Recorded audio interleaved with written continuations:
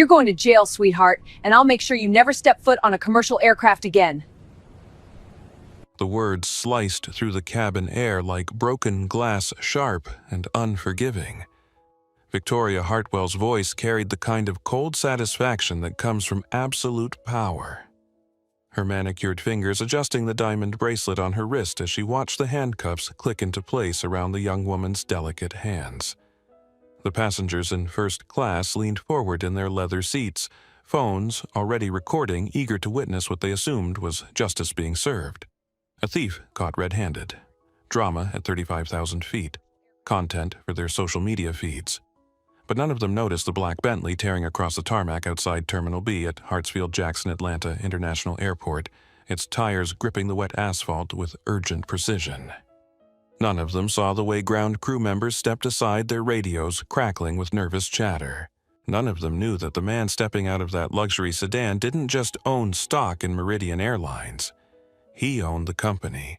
And the young woman in handcuffs wasn't just any passenger, she was his daughter. When Marcus Blackwell stepped onto Meridian Flight 447, the silence would be deafening. The reckoning would be swift, and Victoria Hartwell would discover that some mistakes cost more than just your job, they cost everything you've built your identity around. Before we dive into this shocking story of justice at 35,000 feet, where are you watching from? Drop your location in the comments below. We love seeing our global community come together around stories that matter. And if you believe that respect shouldn't depend on the price of your clothes or the color of your skin, hit that subscribe button and turn on notifications. You won't want to miss how this unfolds. Now, let's go back to where it all began 47 minutes earlier when a young art student walked onto a plane with no idea that her life was about to change forever. The rain hammered against the reinforced windows of Gate A7, each drop exploding like tiny fireworks against the glass. Inside the terminal, the usual chaos of modern air travel hummed with mechanical precision, rolling luggage wheels on polished floors overhead, announcements echoing through the cavernous space, the constant beep of scanners and electronic boarding passes. Victoria Hartwell stood at the entrance to the jet bridge, her reflection sharp in the rain-streaked window. At 35, she had perfected the art of intimidation through presentation. Her navy blue Meridian Airlines uniform was tailored to perfection, not a thread out of place. Her blonde hair was pulled into an immaculate chignon, secured with a pearl-studded clip that caught the harsh terminal lighting. Diamond stud earrings, real ones, not the cubic zirconia most flight attendants could afford, glinted at her ears. Her makeup was flawless, her posture military straight.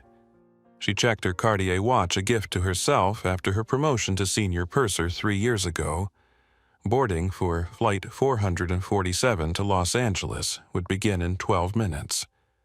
12 minutes to prepare herself for another performance of power, another opportunity to remind everyone exactly who controlled the cabin once those doors closed.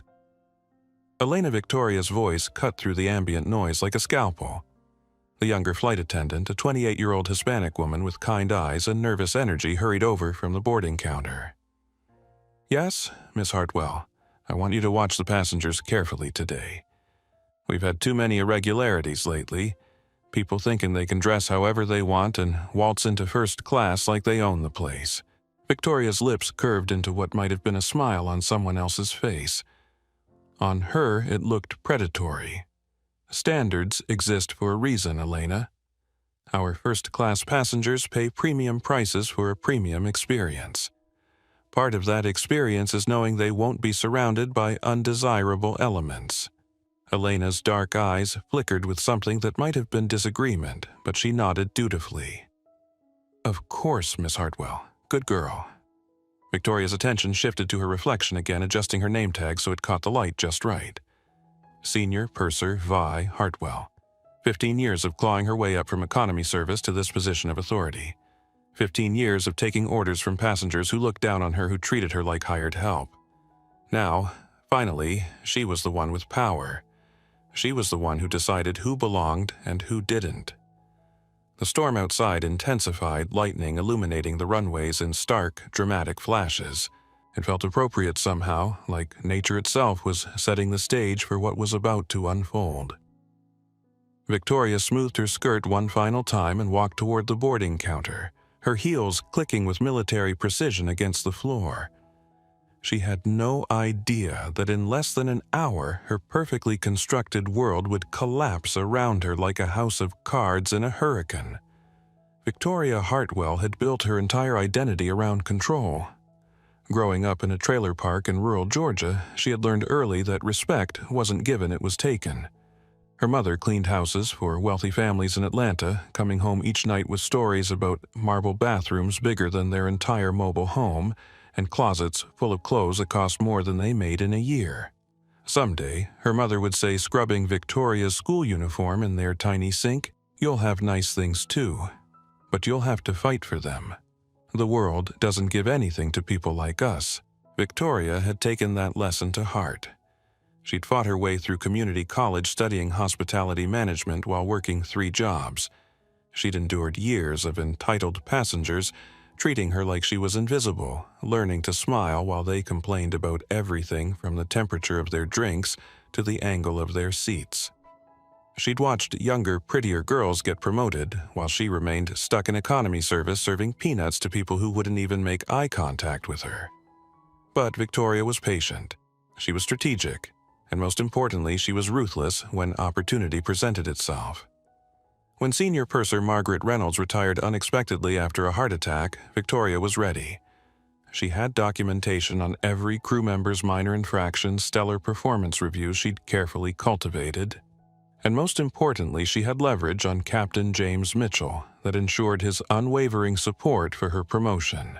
Now, standing in the first-class galley of Meridian Flight 447, Victoria surveyed her domain with satisfaction. This was her cabin, her rules, her kingdom at 35,000 feet. The first passengers began boarding, and Victoria activated her professional smile, the one she'd practiced in mirrors until it looked genuine even when her eyes remained cold.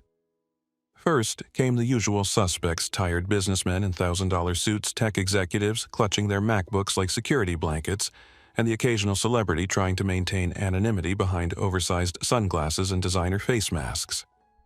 Then came Diana Pemberton, and Victoria's smile became genuine for the first time that day. Mrs. Diana Pemberton was everything Victoria aspired to be. 65 years old, with silver hair styled in an elegant bob, she carried herself with the kind of confidence that came from generational wealth. Her Hermes bag probably cost more than Victoria made in 3 months, and her jewelry, real diamonds, real pearls, real everything, caught the cabin lights like tiny stars. Victoria Darling Diana's voice carried the refined cadence of private schools and country club memberships.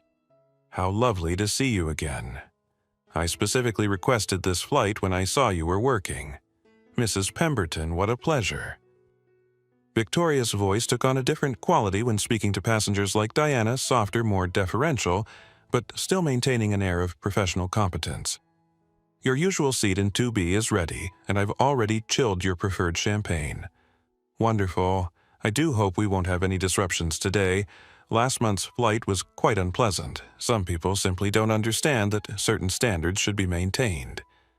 Diana's pale blue eyes swept the cabin with the practiced judgment of someone accustomed to evaluating people's worth at a glance. "I completely understand, Mrs. Pemberton. I can assure you that won't be an issue today. I personally oversee the boarding process to ensure our first-class cabin maintains its exclusive atmosphere." Diana smiled and settled into her seat, immediately pulling out her phone to document her luxurious surroundings for her social media followers. She had over 50,000 Instagram followers who lived vicariously through her lifestyle posts, and she never missed an opportunity to showcase her privileged existence. Meanwhile, Elena Rodriguez watched the interaction from the galley with growing unease. She'd been flying for 5 years, working her way up from regional carriers to Meridian's international routes, and she'd seen Victoria's particular brand of passenger management before. It always made her stomach clench with anxiety. Elena had grown up in a working-class family in Phoenix, the daughter of immigrants who had sacrificed everything to give their children opportunities they'd never had. Her father worked construction, her mother cleaned office buildings at night. Elena understood what it meant to be judged by your appearance, to be dismissed because you didn't fit someone else's image of who belonged in certain spaces. But she also understood what it meant to need this job. Single mother, student loans, rent, in an expensive city she couldn't afford to rock the boat, no matter how uncomfortable Victoria's methods made her feel. As more passengers boarded, Elena busied herself with pre-flight preparations, trying to ignore the way Victoria's eyes tracked certain passengers with predatory focus. She'd learned to recognize the signs, the slight narrowing of Victoria's eyes when she spotted someone who didn't meet her unspoken criteria, the way her smile became sharper, more calculating. Captain James Mitchell, a 42-year-old career pilot with thinning brown hair and wire-rimmed glasses, emerged from the cockpit for his pre-flight passenger greeting. He nodded to Victoria with professional courtesy, but there was something else in his expression, a tension that suggested their relationship extended beyond normal crew dynamics.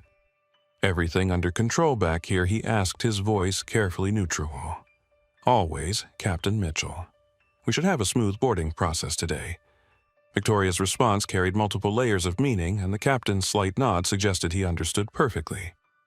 Dr. Michael Foster, settling into seat 4. Hay glanced up from his medical journal as the crew interaction played out. A trauma surgeon at Emory University Hospital, he'd developed a keen eye for reading people under pressure. Something about the flight attendant's demeanor, the controlled aggression, the way she watched certain passengers reminded him of the power dynamics he'd witnessed in hospital hierarchies. Not always healthy, not always ethical. He made a mental note to pay attention during the flight. In his experience, people who craved control this intensely often revealed their true nature when that control was challenged. The boarding process continued, each passenger adding to the complex social ecosystem of the cabin. Business travelers focused on their laptops, families juggling carry-on bags, and tired children, elderly passengers moving slowly down the aisle with careful dignity. And then, at 2:47 p.m., everything changed. A young woman stepped through the aircraft door, and Victoria Hartwell's predatory instincts immediately locked onto her target. Zara Blackwell moved through the world with the quiet confidence of someone who had learned early that she didn't need to announce her worth, it spoke for itself.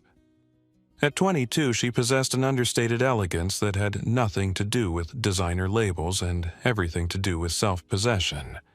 Her vintage Nirvana t-shirt was soft from years of wear, her jeans artfully distressed in the way that suggested authenticity rather than expensive manufacturing. Canvas Converse sneakers, paint-stained and comfortable, completed her look. Her natural hair was twisted into a loose bun, secured with what appeared to be a paintbrush, and she carried a worn leather messenger bag that looked like it had traveled the world. To Victoria Hartwell's eyes, she looked like everything that was wrong with modern air travel. Zara paused at the entrance to the aircraft, pulling her phone from her pocket to check a text message.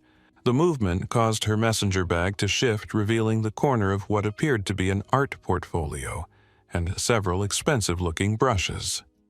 She smiled at whatever message she'd received, her face lighting up with a genuine warmth, completely oblivious to the predatory gaze tracking her every movement.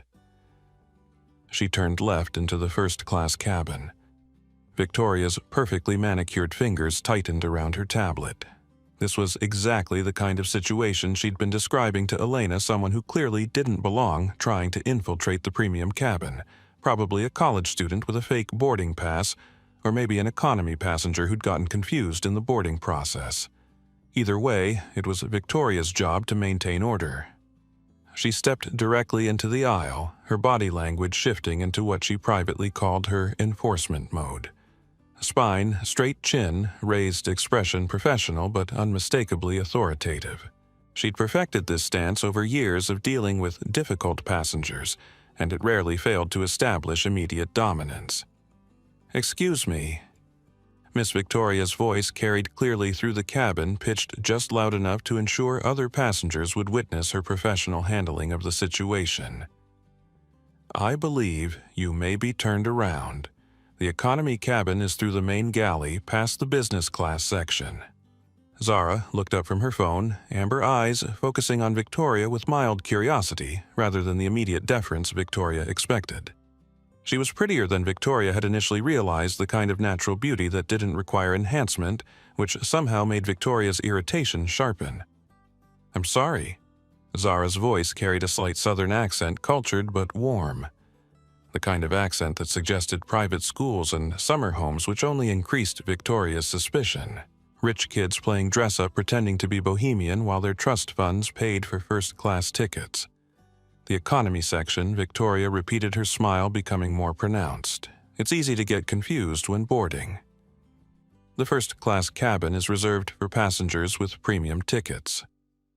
She gestured toward the back of the plane with the kind of theatrical politeness that barely concealed condescension. Zara's expression didn't change, but something shifted in her posture, a subtle straightening that suggested this wasn't her first encounter with this particular type of assumption. "I appreciate your concern," Zara said, her voice remaining level and pleasant, "but I'm exactly where I need to be." She reached into her messenger bag and pulled out her boarding pass, extending it toward Victoria without defensiveness or apology. The gesture was simple matter of fact, as if she were showing identification to enter a museum rather than defending her right to exist in a particular space. Victoria took the boarding pass, her eyes scanning it with the kind of intensity usually reserved for suspicious documents at border crossings. Zara Blackwell, Seat 2A. The first-class designation was clearly printed, the Meridian Airlines logo authentic, the paper quality suggesting it had been printed from their premium reservation system rather than a budget third-party site. But something about it felt wrong to Victoria. Maybe it was the name Blackwell, which didn't appear on her mental list of frequent first-class passengers. Maybe it was the contradiction between Zara's appearance and the expensive seat assignment. Or maybe it was simply that Victoria's worldview required certain people to stay in certain places, and this young woman was disrupting that carefully maintained order. Blackwell Victoria said the name aloud as if testing its validity. "I don't recognize that name from our elite frequent flyer list. Are you perhaps traveling on an employee standby pass? Those are subject to specific dress code requirements." The question hung in the air like smoke. Several passengers had now turned their attention to the interaction, their conversations pausing as they recognized the subtle drama unfolding in the aisle. Diana Pemberton lowered her reading glasses, watching with the kind of interested detachment of someone observing a reality TV show.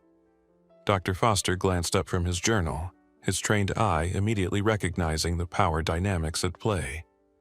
He'd seen similar scenarios in hospital settings, senior staff challenging junior colleagues based on assumptions rather than facts, using authority as a weapon rather than a tool for fairness. Elena Rodriguez felt her stomach clench as she watched from the galley. She could see where this was heading, had witnessed Victoria's particular brand of passenger management before. The public questioning, the subtle humiliation, the gradual escalation until the passenger either submitted to Victoria's authority or found themselves removed from the flight entirely. Zara's response surprised everyone. She smiled. Not the nervous, apologetic smile of someone caught in an uncomfortable situation, but the genuine, slightly amused smile of someone who found the entire interaction rather quaint. "It's a paid ticket," she said simply, reaching out to take her boarding pass back. "Full fare, actually, and I'd appreciate it if I could get settled in my seat." It's been a long day. The simplicity of her response somehow made it more powerful. No defensiveness, no anger, no attempt to justify her presence beyond the basic fact that she'd purchased the right to be there. The calm confidence in her voice suggested this wasn't a debate in her mind. It was a statement of fact. Victoria felt something she rarely experienced any more: uncertainty. In her carefully constructed hierarchy of air travel passengers who looked like Zara didn't speak with this kind of quiet authority. They became flustered, apologetic, grateful for any accommodation she might deign to offer. They didn't smile like they knew something she didn't. "I understand you believe you have a valid ticket," Victoria said, her voice taking on a sharper edge. "But as senior purser, I have the responsibility to verify all first-class passenger credentials. There have been several instances recently of fraudulent boarding passes being used to access premium cabins. This was a lie, but Victoria had learned that invoking security concerns gave her almost unlimited authority to question passengers. Airlines had become increasingly paranoid about fraud, and crew members were encouraged to err on the side of caution when something seemed suspicious. "Then verify it," Zara said, her smile never wavering. "Check your passenger manifest, call your supervisor, run whatever security protocols you need. I'll wait." The response caught Victoria off guard. Most passengers would have become defensive at this point, would have started explaining themselves or producing additional identification. Zara's complete lack of concern suggested either supreme confidence or supreme naivety, and Victoria wasn't sure which possibility was more irritating. Diana Pemberton chose that moment to insert herself into the conversation. "Victoria, darling," her voice carried the kind of casual authority that came from decades of having her opinions matter. "Is there some sort of problem? I can feel a draft from the door. And frankly, this young lady is blocking my view of the safety demonstration." The comment was perfectly calculated, expressing concern for safety and procedures, while subtly suggesting that Zara's presence was disruptive to the cabin's normal order. Diana had perfected this kind of passive aggression through years of country club politics and charity board meetings. Zara turned to look at Diana, her expression remaining pleasant, but somehow becoming more focused. When she spoke, her voice carried a different quality, still warm but with underlying steel. "I apologize if my existence is inconvenient for you," she said. "I'm sure we can all manage to coexist peacefully for the next few hours." The word choice was deliberate. Existence rather than presence. It suggested that Diana's objection wasn't to Zara's behavior but to her fundamental right to occupy space in the cabin. It was a subtle linguistic jujitsu move that turned Diana's casual racism back on itself without ever explicitly acknowledging what had just happened. Doctor Foster felt his medical training kick in the ability to recognize patterns, to see connections that others missed. This young woman wasn't just defending herself. She was conducting a masterclass in maintaining dignity under pressure. Her responses were too measured, too strategic for someone who was simply trying to get to her seat. She was making a point about something larger than boarding passes and seat assignments. Elena watched from the galley, torn between admiration for Zara's composure and anxiety about what Victoria might do next. She'd seen her supervisor's reaction when passengers didn't immediately defer to her authority, and it was never pretty. Victoria felt the situation slipping away from her control. The young woman's calm confidence was starting to make her own behavior seem excessive even to herself. But backing down now would undermine her authority in front of the other passengers, would suggest that her initial suspicions had been unfounded. She made a decision that would change everything. "I'm going to need to see additional identification," Victoria announced, her voice becoming more official. "And I'll need to manually verify your ticket against our passenger manifest. Please step aside while I resolve this issue." It wasn't a request. It was a command delivered with the full weight of her authority as senior purser. In Victoria's experience, this was usually where passengers either complied or made themselves look unreasonable by refusing to cooperate with basic security procedures. Zara's phone buzzed in her pocket. She glanced at it briefly, and for just a moment her smile became something else entirely. Not amused, not pleasant, but satisfied in a way that suggested she'd been waiting for exactly this moment. "Of course," she said, stepping slightly to the side but not leaving the first-class cabin. "Take all the time you need." The words were perfectly reasonable, but somehow they sounded like a challenge, like someone dealing cards who already knew the hand they'd been dealt was a royal flush. Victoria didn't realize it yet, but she'd just made the biggest mistake of her career. 6 years earlier, 16-year-old Zara Blackwell had walked into the Whitfield Gallery in Boston's Back Bay neighborhood, wearing paint-stained jeans and a thrift store sweater, her natural hair pulled back in a simple ponytail. She'd saved for 3 months to buy a single piece from their emerging artists collection, a small abstract painting that spoke to something deep in her soul. The gallery owner, Richard Whitfield III, had followed her around the pristine white space like she was planning to steal something. His eyes tracked her every movement, his body language screaming discomfort at her presence in his carefully curated environment. When she finally approached him about purchasing the piece, he'd actually laughed. "Sweetheart, that painting costs $3,200. Perhaps you'd be more comfortable looking at our print reproductions. They're much more affordable." The condescension in his voice had burned, but not in the way he'd intended. Instead of shame, Zara had felt something crystallize inside her, a cold, clear understanding of how the world worked and how she would choose to move through it. She'd pulled out an envelope containing $3,400 in cash birthday money from her grandmother, earnings from her part-time job at an art supply store, and every spare dollar she'd saved over the past year. She'd counted it out slowly on his glass counter, never breaking eye contact. "I'll take the painting," she'd said quietly, "and I'd like it delivered to this address." She'd written down the address of the most exclusive private school in Boston where she was a scholarship student. "Tell them it's for the headmaster's office." Richard Whitfield III had completed the sale in stunned silence, his worldview shifting slightly on its axis. The girl who'd looked so out of place had just spent more money than most of his regular customers dropped in a single visit. But the real lesson hadn't been about money. It had been about power, specifically the power that came from letting people underestimate you and then showing them who you really were. That lesson had served Zara well through her years at Rhode Island School of Design, where she'd learned to navigate the complex social dynamics of art school politics. Trust fund kids assumed she was there on scholarship, which was partially true, and treated her like their token diverse friend. Professors made assumptions about her background and interests based on her appearance. Gallery owners at student shows directed their attention to her white classmates, assuming they were the serious buyers. Each time, Zara had responded with the same quiet dignity she'd learned at 16.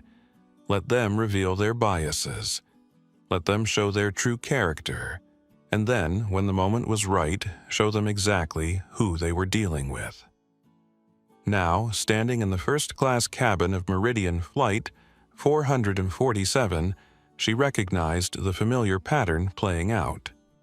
Victoria Hartwell was just another Richard Whitfield III, another person whose worldview required certain people to stay in certain places. The difference was that this time Zara wasn't a teenager saving birthday money. This time she had resources that even she didn't fully understand yet. Her phone buzzed again and she glanced at the screen. Another message from her father. "Delayed 20 minutes. Don't let them move you. The cavalry is coming." Marcus Blackwell had started with nothing and built Meridian Airlines from a single-route regional carrier into one of the most successful airlines in the country. He'd faced his own share of assumptions and discrimination along the way. Boardrooms where he was the only black-face business meetings where people assumed he was the assistant rather than the CEO, country clubs where membership applications mysteriously disappeared.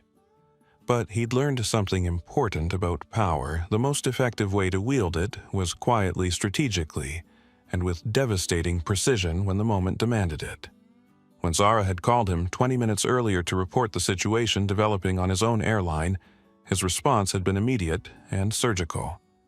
Private car dispatched to the airport, security clearance arranged, and most importantly, complete documentation of everything that was about to unfold. Because Marcus Blackwell understood something that Victoria Hartwell was about to learn. The hard way, discrimination wasn't just morally wrong, it was also incredibly expensive when it happened to the wrong person. Meanwhile, Victoria was experiencing her own moment of twisted nostalgia. Watching Zara stand confidently in the first-class aisle reminded her of every privileged student who'd attended the private school where her mother had worked as a janitor. She remembered hiding in supply closets when the rich kids would mock the help, making cruel jokes about the cleaning lady's daughter who thought she belonged in their world. Those memories had fueled her ambition but also poisoned it. Success for Victoria wasn't just about achieving comfort and security, it was about having the power to make others feel the way she'd been made to feel. It was about being the gatekeeper instead of the one seeking entrance. She didn't realize that her desire for power had blinded her to the most important rule of wielding it. Effectively, always know exactly who you're dealing with before you make your move. Elena Rodriguez watched the standoff developing with growing anxiety. She'd grown up understanding the delicate balance of staying invisible while doing your job of not drawing attention that might cost you the opportunities you'd worked so hard to earn. Her parents had sacrificed everything to give their children a chance at the American dream, and she couldn't risk losing her position over a passenger dispute. But something about Zara's composure troubled her. Most passengers faced with Victoria's aggressive questioning either became defensive or apologetic. Zara seemed almost pleased by the attention, like she was waiting for something specific to happen. Dr. Foster had stopped pretending to read his medical journal and was now openly observing the interaction. His experience in emergency medicine had taught him to recognize situations that were about to escalate beyond anyone's control. The flight attendant's body language showed increasing agitation, while the passenger remained unnaturally calm. In his experience, that combination usually meant someone had information that others didn't. Diana Pemberton adjusted her pearls and settled deeper into her seat, preparing to enjoy what she assumed would be the inevitable removal of the inappropriately dressed young woman.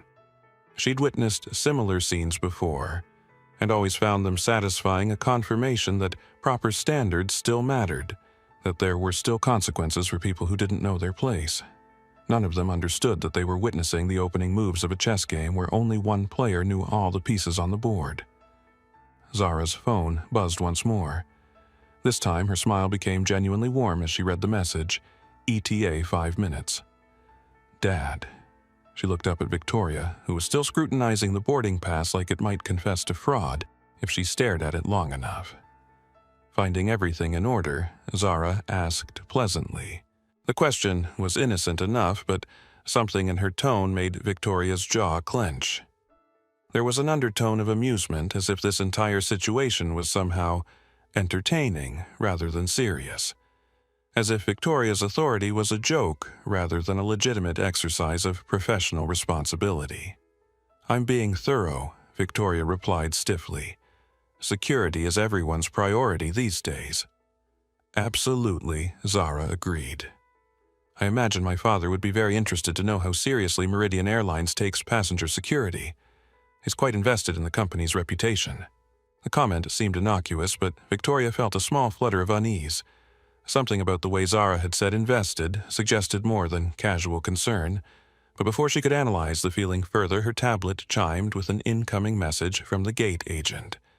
As she read the text, her face went pale, then flushed red with anger. The cavalry wasn't coming. It had arrived. Doctor. Michael Foster had seen enough trauma cases to recognize when a situation was about to go from bad to catastrophic.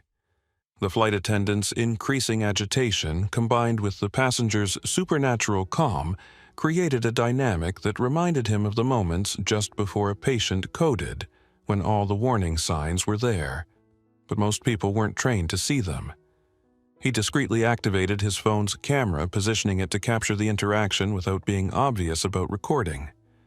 As a trauma surgeon, he'd learned that objective documentation often revealed truths that eyewitness testimony missed. People saw what they expected to see, heard what they wanted to hear. Video didn't lie. The young woman Zara, according to the boarding pass discussion, had said something about her father being invested in the airline's reputation. The way she'd said it suggested more than typical passenger concern. Doctor. Foster had spent enough time around hospital administrators to recognize the subtle confidence that came from having connections others didn't know about. Elena Rodriguez felt her hands trembling as she arranged champagne glasses in the galley. She'd witnessed Victoria's passenger confrontations before, but this felt different. Usually, passengers either backed down quickly or escalated to angry shouting. Zara's composed responses were clearly frustrating Victoria in ways that Elena had never seen before. Growing up in Phoenix, Elena had been the daughter who translated for her parents at parent-teacher conferences, who helped navigate insurance paperwork and job applications. She understood the exhausting burden of constantly proving you belonged in spaces where others took their presence for granted. But she also understood the dangerous reality of challenging people who held power over your livelihood. Still, something made her speak up. "Miss Hartwell," Elena's voice was quiet but clear.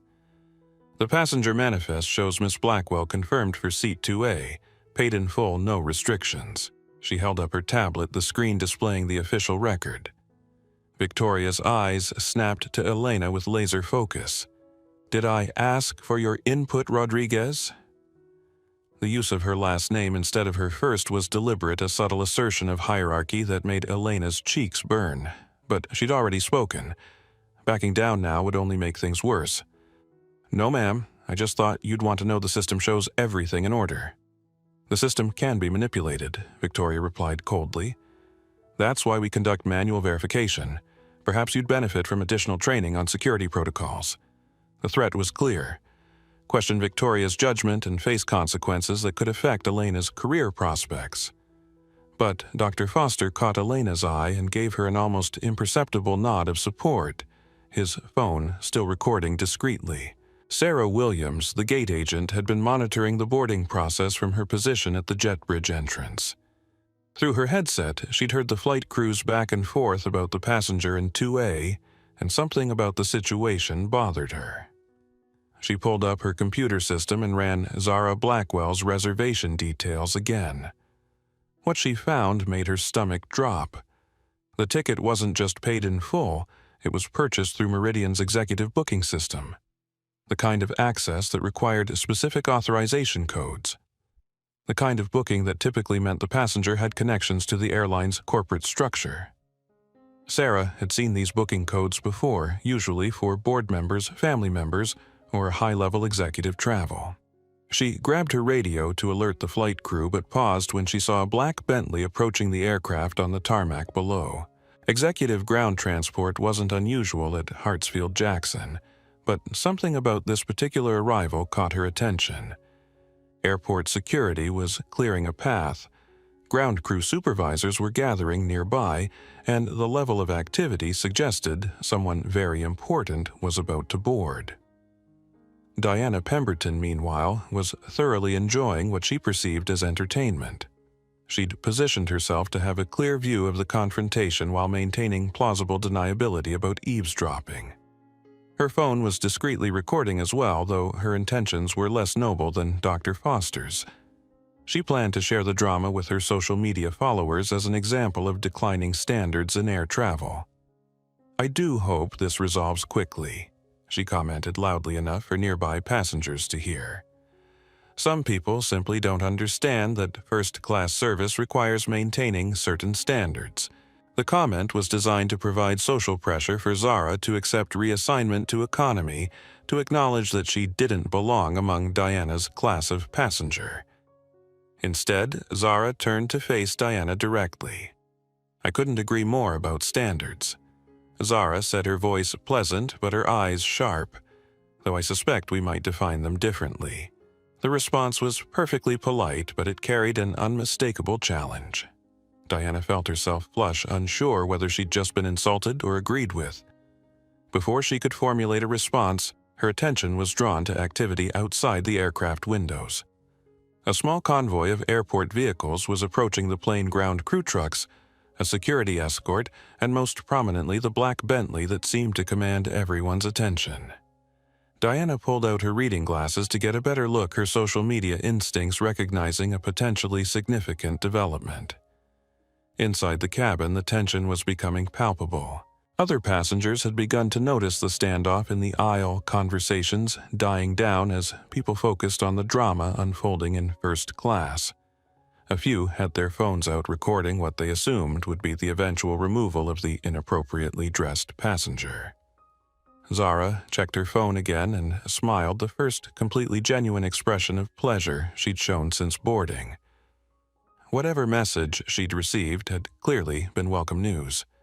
"Miss Hartwell," she said, her voice carrying a new note of anticipation, "I believe your verification process is about to become much simpler." Victoria frowned, unsure what that meant, but not liking the confidence in Zara's voice. She was about to demand clarification when Captain James Mitchell's voice came over the intercom. "Ladies and gentlemen, we're going to have a brief delay before pushback. Please remain seated while we handle some last-minute passenger boarding. The announcement was unusual. Flights rarely accommodated late passengers once boarding was complete. Victoria felt a flutter of unease, but told herself it was probably just another entitled businessman who'd missed his connection and pulled strings to make the flight wait. Elena glanced out the galley window and gasped softly. She recognized the man stepping out of the Bentley from Meridian's corporate newsletter, a tall, distinguished black man in an expensive but understated suit who carried himself with the kind of quiet authority that made people step aside without being asked. Dr. Foster followed Elena's gaze and felt the pieces of the puzzle suddenly click into place. He'd seen that same quiet confidence in Zara's demeanor, the same sense of someone who was used to being in control of situations even when they appeared vulnerable. The cavalry hadn't just arrived. The commanding general had personally taken the field, and Victoria Hartwell was about to discover that some battles can't be won because you never had the authority to fight them in the first place. Victoria Hartwell's tablet chimed with another notification, this one from the aircraft's internal communication system. Captain Mitchell was requesting her immediate presence in the cockpit for passenger verification issues. The formal language suggested this was no longer a routine boarding dispute. It had escalated to something requiring official documentation.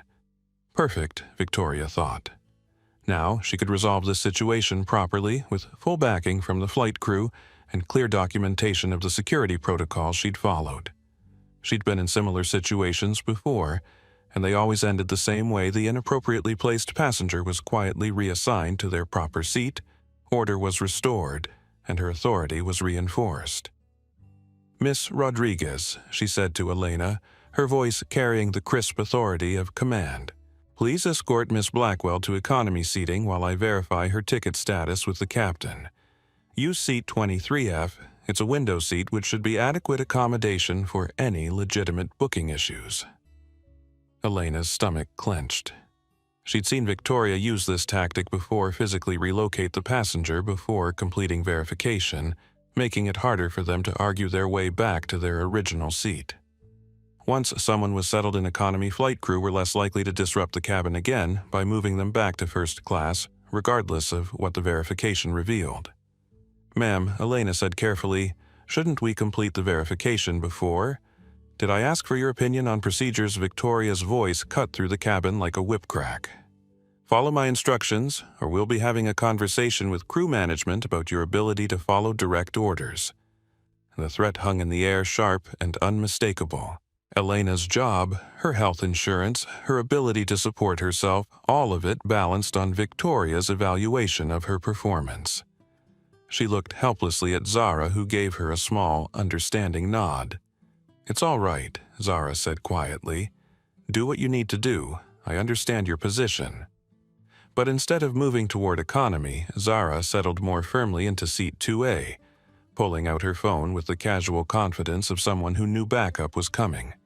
Her fingers moved quickly across the screen, sending a rapid series of text messages.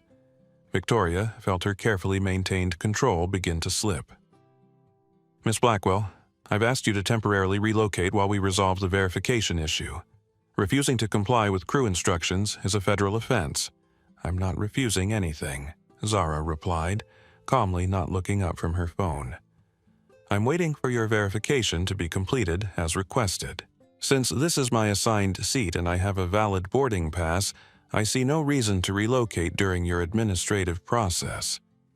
The logic was unassailable, but it directly challenged Victoria's authority in front of the other passengers. Dr. Foster continued recording, discreetly recognizing that this exchange was revealing something important about both women's understanding of power dynamics. Diana Pemberton shifted in her seat, her enjoyment of the situation beginning to transform into impatience. "Victoria, surely this can be resolved without disrupting the entire first-class cabin. Some of us have connecting flights to consider." Victoria seized on Diana's comment as validation of her position. "You're absolutely right, Mrs. Pemberton. One passenger's refusal to cooperate shouldn't inconvenience our valued premium customers." She turned back to Zara with renewed confidence. "Final request, Miss Blackwell. please relocate to economy while verification is completed. Zara looked up from her phone, and for the first time since boarding, her smile had an edge to it. And if I refuse, then we'll have to involve airport security to resolve the situation. Security. Zara repeated the word thoughtfully, as if considering its implications. That's interesting. Tell me, Miss Hartwell, what exactly would you report to security? That a passenger with a valid boarding pass is sitting in their assigned seat. The question hung in the air like a challenge. Victoria felt her face flush as she realized the logical flaw in her position. What exactly would she tell security? That she suspected fraud based on what the passenger's appearance? Her clothing choices, the fact that she didn't recognize the name from the frequent flyer list. I would report. Victoria said carefully that a passenger is refusing to comply with crew instructions during a routine security verification. Which instructions specifically? Zara's voice remained pleasant, but her questions were becoming more pointed. The instruction to leave my assigned seat without cause. The instruction to accept inferior accommodations while you conduct an investigation that could be completed in 30 seconds. By checking your computer system, Dr. Foster found himself impressed despite the situation. Zara wasn't just defending herself, she was methodically exposing the arbitrariness of Victoria's demands. Like a skilled attorney cross-examining a hostile witness, she was forcing Victoria to articulate the logic behind her actions. Elena watched from the galley, torn between admiration for Zara's composure and anxiety about what Victoria might do when cornered. She'd seen her supervisor's reactions when passengers didn't immediately defer to her authority, and it rarely ended well. Elena Victoria snapped, turning toward the galley. "Pull up the passenger manifest on your tablet. I want to see Miss Blackwell's complete booking information." Elena reluctantly accessed the system, her fingers trembling slightly as she navigated to Zara's reservation. What she saw made her breath catch in her throat.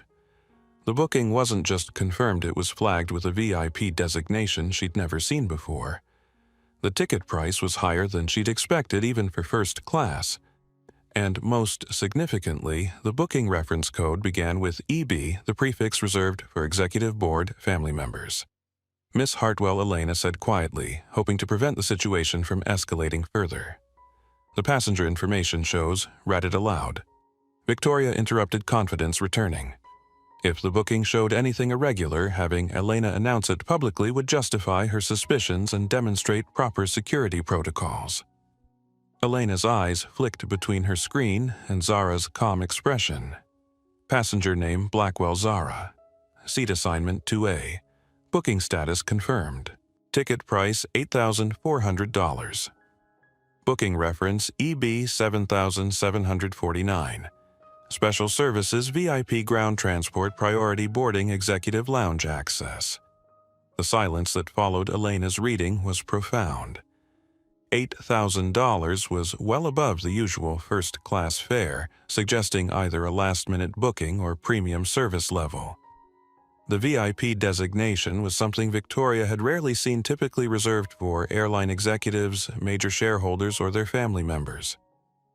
Victoria felt the ground shifting beneath her feet, but her pride wouldn't let her back down. "Booking codes can be manipulated," she said, though her voice had lost some of its earlier certainty. "I've seen sophisticated fraud schemes that replicate official reservation systems." Zara's phone buzzed again. This time, when she read the message, her smile became positively radiant. "Actually," she said, standing gracefully from her seat, "I think your verification process is about to become much more straightforward. My father just arrived." Through the aircraft windows, Elena could see the black Bentley that had approached the plane. Airport ground crew were positioning mobile stairs, and security personnel were forming a corridor from the vehicle to the aircraft entrance. The level of protocol was extraordinary, suggesting someone of significant importance was boarding. Victoria felt a chill of unease, but forced herself to maintain professional composure. Wealthy passengers often had connections that could complicate routine security procedures, but she'd dealt with entitled travelers before. Whatever influence Zara's father might have, proper protocol still had to be followed. "I look forward to meeting him," Victoria said, her voice regaining some of its earlier authority. Perhaps he can explain how his daughter obtained access to premium seating without following standard booking procedures. Dr. Foster glanced out the window and felt his medical training kick in, the ability to diagnose what others missed, to see patterns that weren't immediately obvious. The ground crew's behavior, the security escort, the deliberate care with which they were handling the approaching passengers' arrival. This wasn't the treatment given to even very wealthy customers. This was the treatment reserved for owners. Diana Pemberton had stopped recording and was now staring out the window with growing unease. In her decades of first-class travel, she'd never seen this level of ground protocol for passenger boarding. Something about the situation was making her reconsider her earlier assumptions about the young woman in Seat 2A. Zara remained standing, smoothing down her vintage t-shirt with casual grace. "I should probably warn you," she said to Victoria, her voice maintaining its pleasant tone. "My father takes customer service very seriously. He's particularly interested in how passengers are treated based on their appearance, rather than their actual status." The comment landed like a small bomb in the cabin. Several passengers exchanged glances, beginning to understand that this situation might be more complex than they'd initially assumed.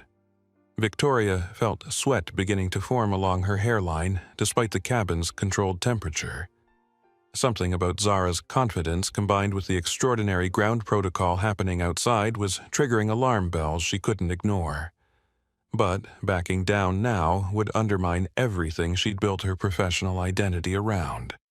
"Regardless of your family connections," Victoria said, her voice becoming more formal, "security protocols exist for everyone's protection. I've followed proper procedures in questioning suspicious booking activity." Suspicious based on what criteria? Zara asked, her amber eyes focusing on Victoria with laser intensity. The question was simple, but it went straight to the heart of the matter.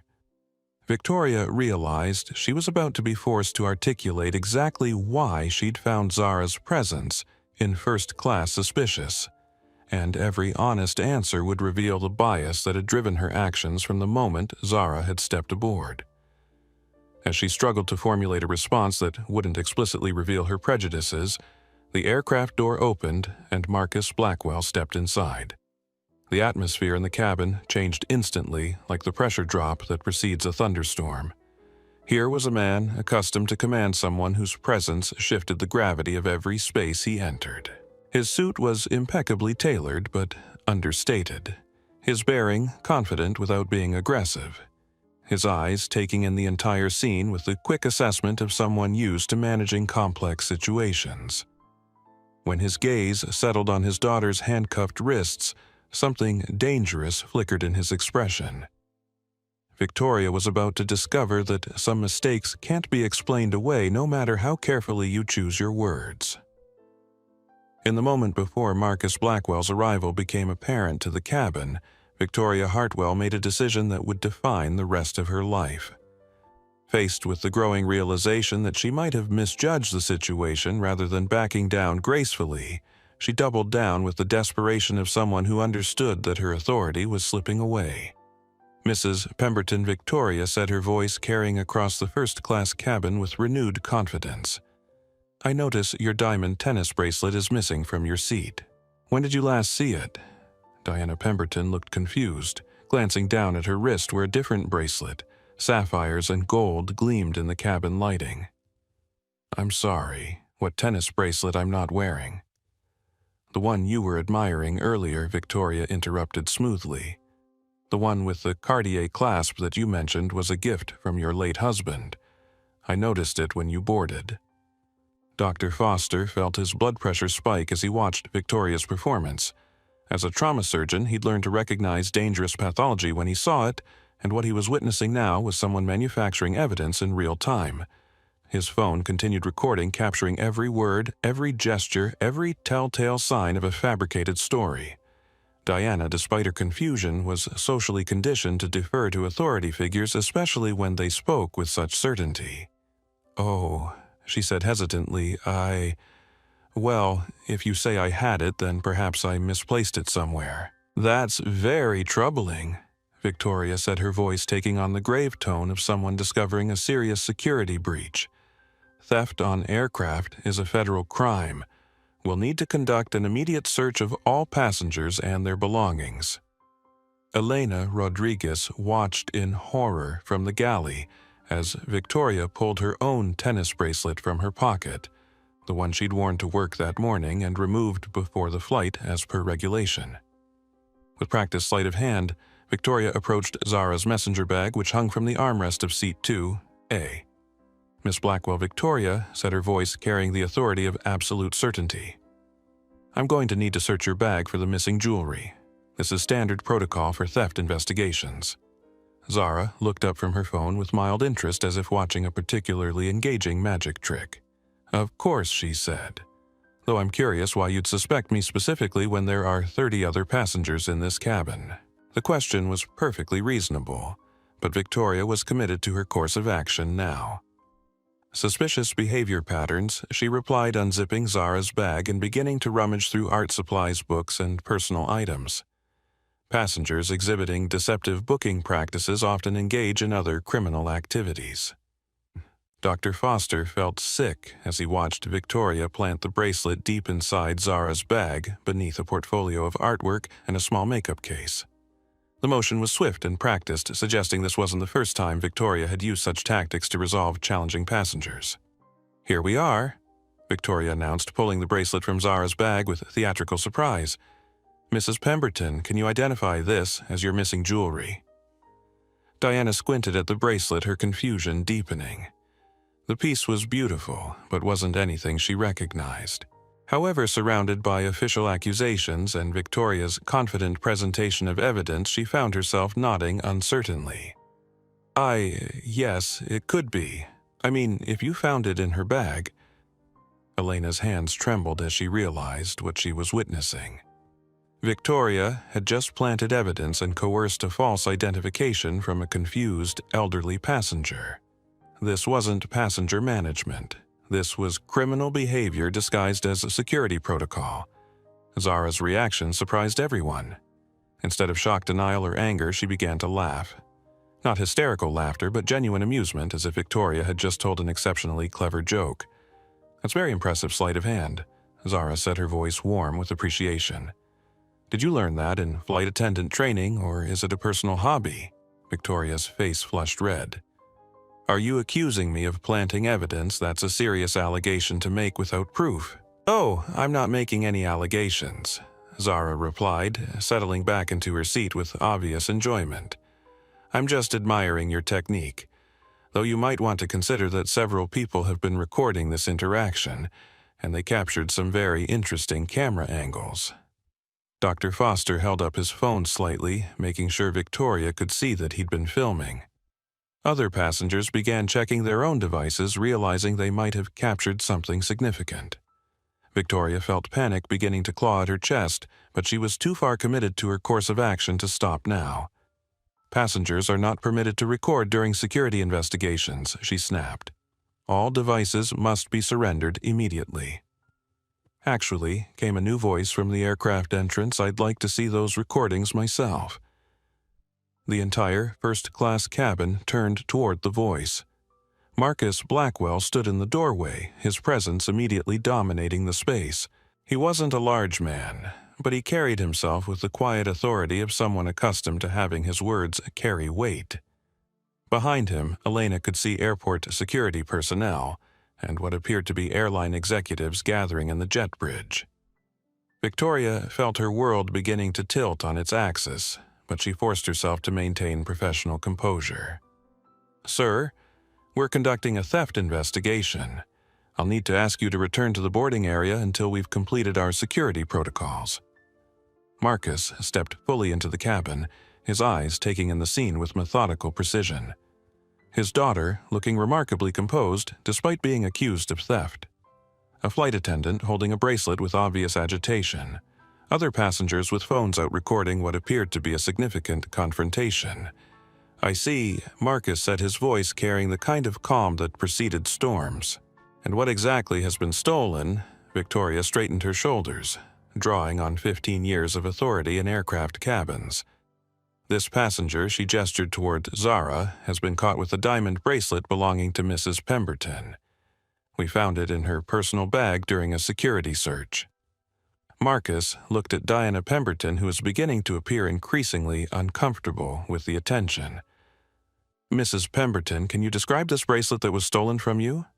Diana fidgeted with her hands, her earlier certainty evaporating under direct questioning. "Well, it was diamonds and gold, and I'm not entirely certain I was wearing it today, actually. But you identified it as yours when Miss Hartwell presented it to you." She seemed so certain, and with all the official procedures. Diana's voice trailed off as she realized how weak her identification sounded.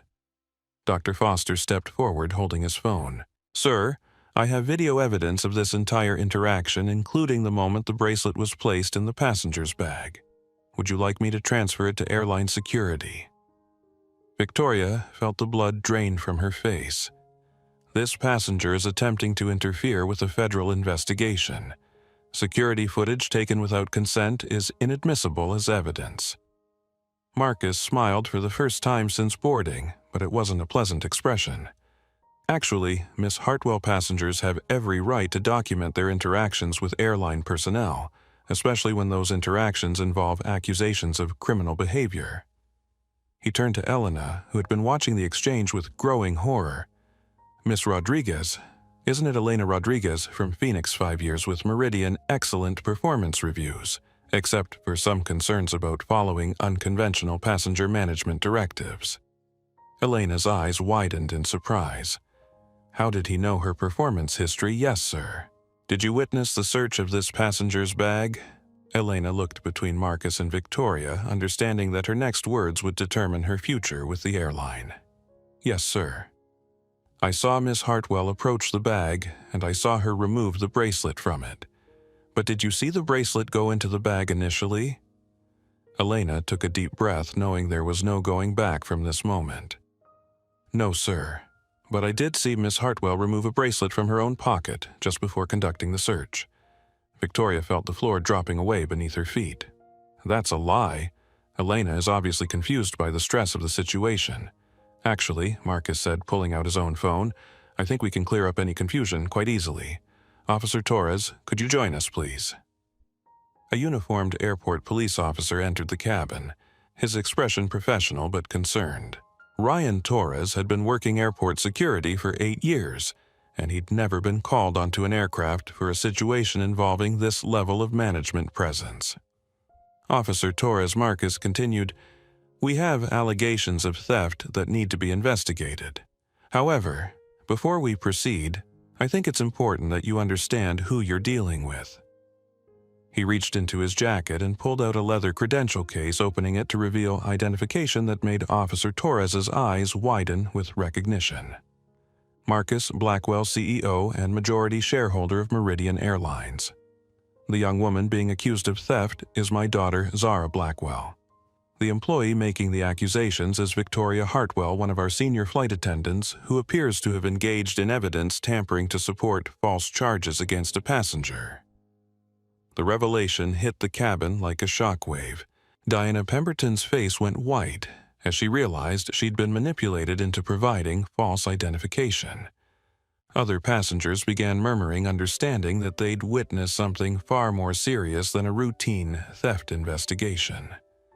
Victoria felt reality crashing down around her. The CEO. She'd accused the CEO's daughter of theft, planted evidence, and coerced false testimony. 15 years of building her career gone in a single moment of terrible judgment. "It's impossible," she whispered, but even as she said it, she could see the family resemblance now that she knew what to look for. The same quiet confidence, the same intelligent eyes, the same sense of controlled power. Officer Torres looked between the bracelet in Victoria's hand and the various phones still recording the interaction. "Miss Hartwell, I'm going to need you to place that bracelet on the counter and step back. We need to sort out exactly what happened here before anyone gets arrested." But Zara spoke up from her seat, her voice carrying a note of finality that surprised everyone. "Actually, Officer Torres, I think Miss Hartwell is the one who needs to be concerned about arrest. Planting evidence to support false criminal charges is a felony last time I checked." And unlike her accusations against me, we have multiple witnesses and video evidence of what really happened. Victoria looked around the cabin, seeing her world crumbling in the faces of everyone present. The passengers who'd been recording Elena, whose testimony had destroyed her story. Diana, whose confused identification could no longer support her claims.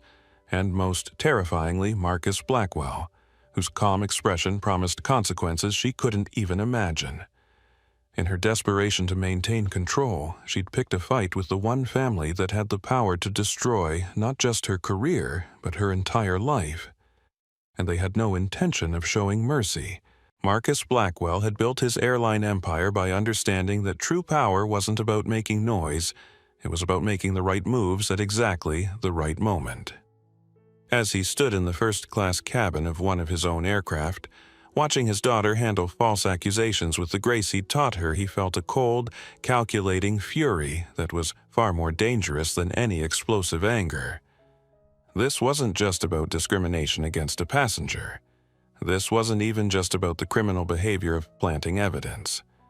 This was about someone using his airline as a weapon against his family, and Marcus Blackwell had not clawed his way from a trailer park in Alabama to the executive suite of a major corporation by allowing such attacks to go unanswered.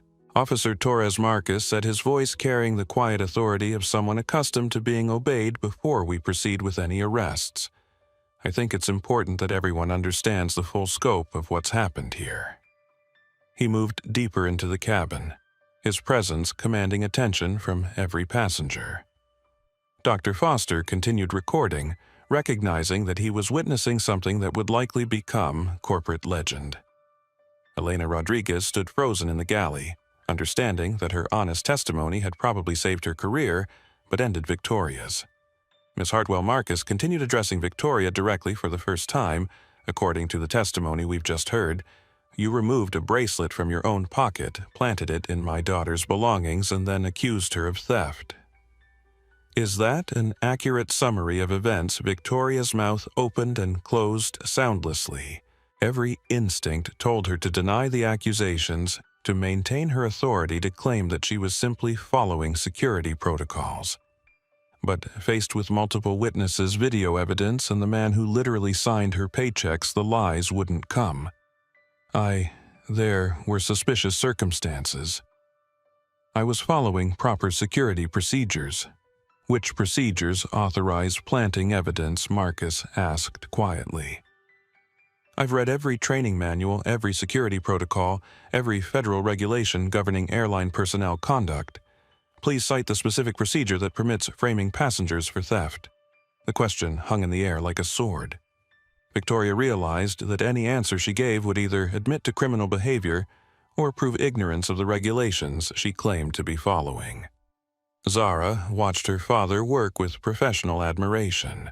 This was why Marcus Blackwell had succeeded in the brutal world of airline management, not through anger or aggression, but through methodical dismantling of opposition, using facts, logic, and consequences. Dad Zara said quietly, I think Miss Hartwell might be confused about what constitutes proper security protocol. Maybe she needs some additional training. The suggestion was delivered with perfect innocence, but everyone in the cabin understood the underlying message. Victoria's career in aviation was over, and the only question was whether she'd face criminal charges as well. Diana Pemberton, finally understanding that she'd been manipulated into supporting false charges, spoke up with the indignant fury of someone whose own reputation was now at stake. I want it clearly understood that I never reported any missing jewelry, she announced loudly. This woman, she pointed at Victoria, told me I had lost a bracelet that I never owned. She pressured me into identifying property that wasn't mine. I've been deceived and used as an unwilling accomplice in this fraud. Her social status required distance from anything that might damage her reputation, and she was throwing Victoria overboard with the ruthless efficiency of someone protecting their position in elite circles. Officer Torres looked at the evidence mounting against Victoria, multiple witness statements, video documentation, and now the victim of the alleged theft claiming no crime had occurred. In his 8 years of airport security, he'd never seen a case collapse so completely and so quickly. Miss Hartwell, he said formally, I need you to place your hands behind your back. You're under arrest for filing a false police report, evidence tampering, and conspiracy to commit fraud. Victoria felt the handcuffs click around her wrists, the same handcuffs she'd watched being placed on Zara 30 minutes earlier. The irony was lost on no one, least of all Dr. Foster, whose recording would later show the exact moment when Victoria's face crumpled into the realization that her life as she'd known it was over. "This is a mistake," she whispered, but the words sounded hollow even to herself. "I was protecting the airline's interests. I was maintaining standards." Marcus stepped closer, his voice dropping to a level that only Victoria could hear. "Miss Hartwell, in 30 years of business, I've learned that people who talk most loudly about maintaining standards are usually the ones most threatened by them. You saw my daughter's appearance and decided she didn't belong in first class. You made that decision based on bias, then manufactured evidence to support it when she refused to be bullied." He paused, studying her face with the clinical detachment of someone examining a failed business model. "But here's what you didn't understand. Real standards aren't about the cost of someone's clothes or the color of their skin. Real standards are about character integrity and treating people with dignity, regardless of how they look. By those standards, my daughter belongs anywhere she chooses to be, and you don't belong on my airline." Victoria was led away through the jet bridge past the gathered airline executives and security personnel who had assembled to witness her downfall. Elena Rodriguez watched her former supervisor disappear into custody, feeling a complex mixture of relief and sadness. Victoria had been a difficult boss, but watching anyone's life disintegrate was never pleasant. As the cabin began to settle, Marcus turned to address the other passengers who had witnessed the events. "Ladies and gentlemen, I apologize that your flight has been disrupted by this incident. Meridian Airlines holds itself to the highest standards of passenger service, and what you witnessed today falls far short of those standards. We will be conducting a complete investigation into how such behavior was allowed to develop within our organization." Dr. Foster raised his hand slightly. "Mr. Blackwell, I have video documentation of the entire incident. I'd be happy to provide it to your investigation team. I appreciate that, Dr. Foster. Your evidence will be crucial in ensuring this situation is handled properly." Marcus's voice carried genuine gratitude. "Elena, could you join us for a moment?" Elena approached, nervously unsure whether she was about to be commended for her honesty or terminated for not intervening sooner. Elena Rodriguez Marcus said, consulting his phone where he'd apparently pulled up her personnel file, 5 years with Meridian, consistently high performance ratings, multiple commendations from passengers for exceptional service. "Is that correct?" "Yes, sir." "And today you chose to tell the truth when doing so put your job at risk. That's the kind of character we need in leadership positions. Effective, immediately you're promoted to senior purser with a salary adjustment to reflect your new responsibilities. You'll also be working with our training department to develop new protocols for handling passenger disputes." Elena's eyes filled with tears of relief and gratitude. In 15 minutes, she'd gone from fearing for her job to receiving the promotion she'd been working toward for years. Diana Pemberton, meanwhile, was desperately trying to distance herself from the situation through social media posts, claiming she'd been victimized by a rogue airline employee and praising Meridian's swift action in resolving the crisis. Her followers would never know how eagerly she'd participated in the discrimination before learning Zara's true identity. As the cabin returned to normal boarding procedures, Zara looked up at her father with affection and amusement. "That was very impressive, Dad, though you might have gone a little easy on her." Marcus smiled genuinely for the first time since boarding. "Oh, we're not done yet. The criminal charges are just the beginning. Victoria Hartwell is about to discover what it means to pick a fight with someone who owns the battlefield." Outside the aircraft, Victoria was being processed by airport security. Her career in ruins, her future uncertain, and her understanding of power dynamics permanently recalibrated. She'd spent years using her authority to humiliate passengers who didn't meet her arbitrary standards. Now, she was about to learn what humiliation really felt like. The aftermath of Victoria Hartwell's arrest created a strange quiet in the first-class cabin, like the eerie calm that follows a thunderstorm. Passengers who had been eagerly recording what they assumed would be the removal of an inappropriate traveler now found themselves witnesses to something far more significant, a masterclass in how quickly manufactured power could crumble when confronted with legitimate authority. Marcus Blackwell remained standing near his daughter's seat, his presence transforming the entire dynamic of the space. Where Victoria had ruled through intimidation and arbitrary enforcement, Marcus commanded respect through competence and earned authority. The difference was palpable to everyone present. Captain James Mitchell finally appeared from the cockpit, his face pale with the realization that his flight had become ground zero for what would likely become a corporate crisis. As the pilot in command, he bore ultimate responsibility for everything that happened aboard his aircraft, including the criminal behavior of his crew. Mr. Blackwell, Captain Mitchell's voice carried the strained professionalism of someone walking a tightrope. I want to personally apologize for this incident. I was not aware of the situation developing in the cabin until Captain Mitchell Marcus interrupted quietly. We'll discuss your awareness and response protocols later. Right now, I'm more interested in understanding how Miss Hartwell developed the confidence to behave this way on my aircraft. The question landed like a precision strike. Captain Mitchell felt sweat beading on his forehead as he realized that Marcus was asking about more than just today's incident. He was asking about the culture that had allowed Victoria's behavior to flourish unchecked. Elena Rodriguez, still processing her unexpected promotion, found her voice. Mr. Blackwell, if I may. Miss Hartwell has been conducting these kinds of passenger challenges for years. This wasn't unusual behavior for her. It was just the first time she picked the wrong target. The implications of Elena's statement rippled through the cabin. Dr. Foster, still recording, recognized the significance immediately.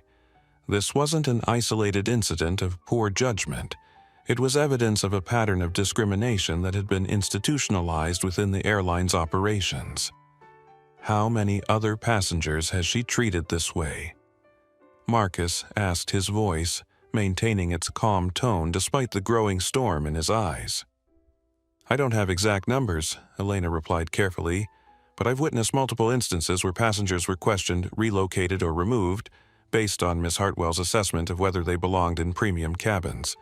She called it maintaining standards. Diana Pemberton shifted uncomfortably in her seat, remembering her own enthusiastic support for Victoria's actions just minutes earlier. Her social media followers were already responding to her posts about being deceived by a rogue employee, but she knew her initial reactions had been captured on multiple phones. Marcus pulled out his phone and made a call that would resonate throughout Meridian Airlines' corporate structure for years to come. Sarah, it's Marcus. I need you to pull all passenger complaint files involving senior purser Victoria Hartwell for the past 5 years. Cross-reference them with discrimination reports and passenger relocations. Have the legal team review everything for pattern evidence and schedule an emergency board meeting for tomorrow morning. He paused, listening to his assistant's response.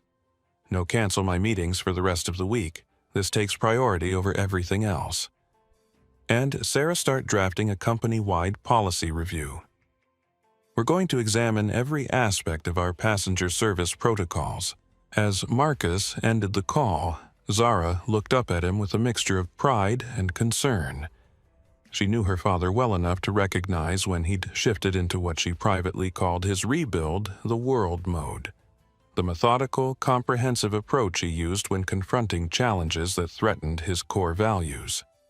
Dad, she said quietly, don't burn down the entire airline because of one bad employee. Marcus smiled at his daughter's attempt to moderate his response, but his expression remained serious. Sweetheart Victoria Hartwell didn't operate in a vacuum. She felt confident enough to plant evidence and file false charges against a passenger on a recorded flight. That level of recklessness doesn't develop overnight. Dr. Foster, who had been quietly observing the family dynamics, spoke up.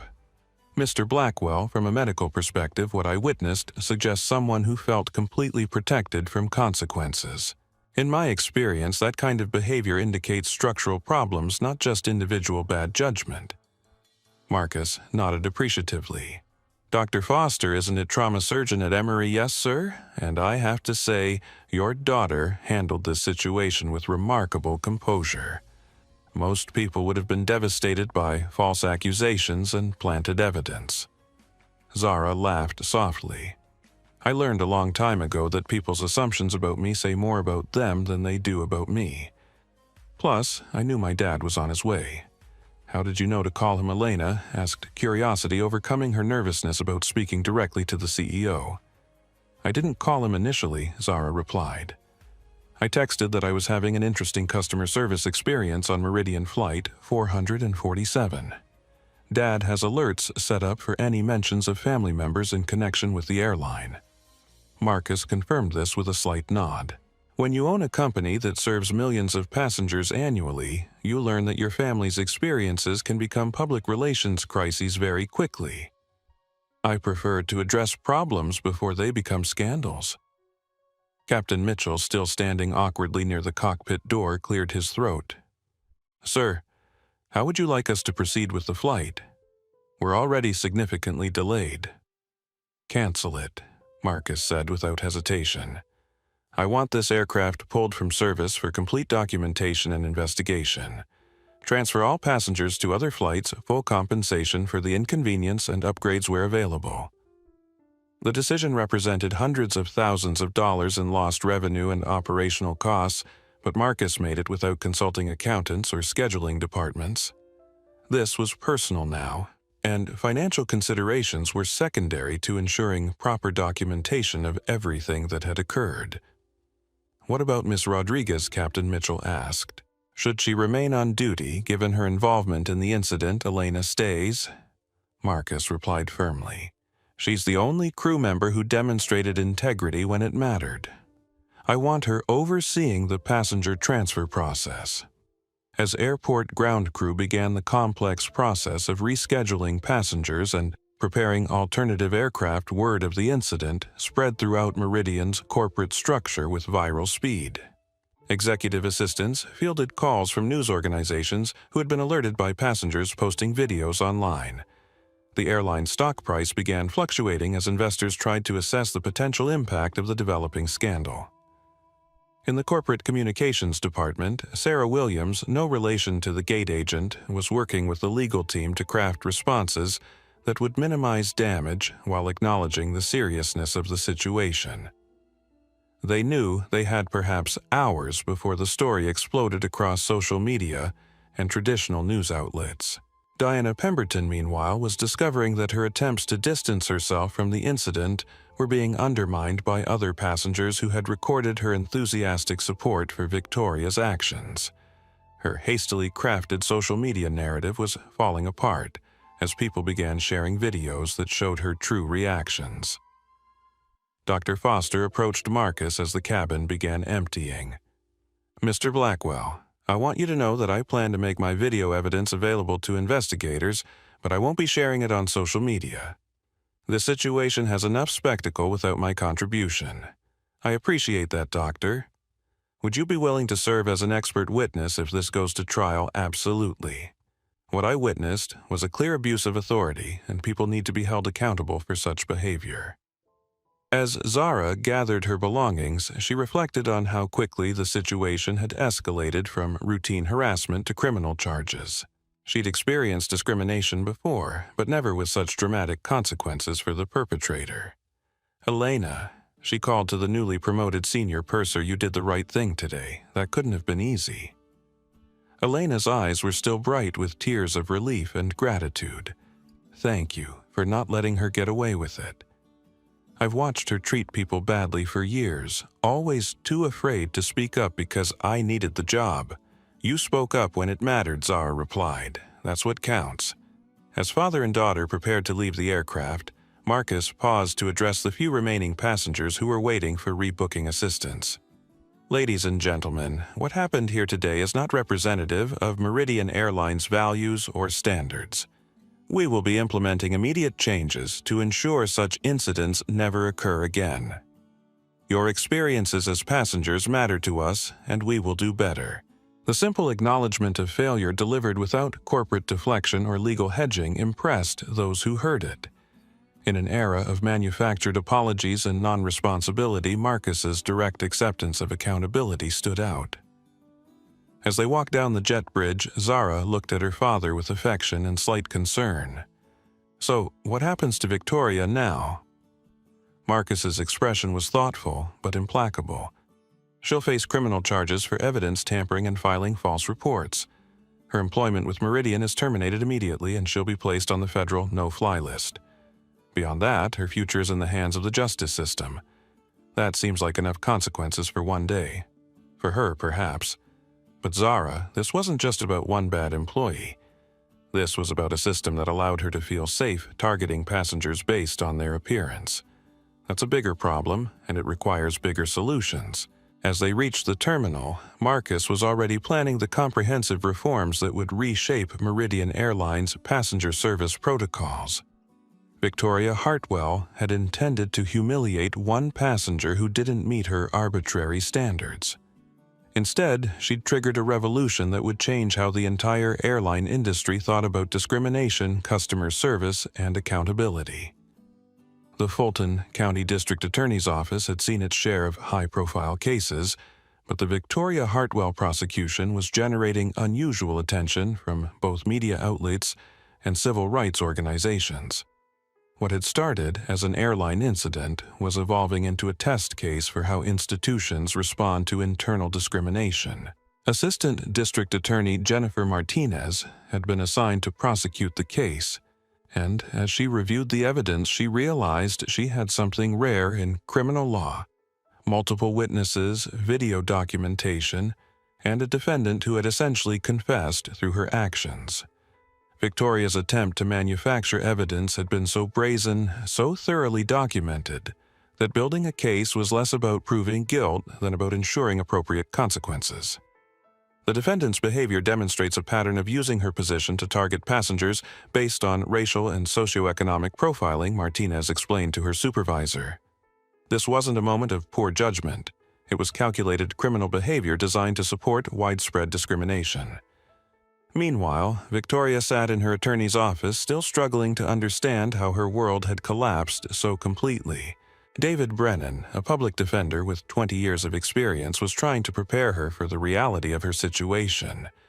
"Victoria, you were caught on video planting evidence. You coerced false testimony from another passenger. You filed charges you knew were fabricated. The prosecution has multiple witnesses and documentary evidence. We need to discuss plea options.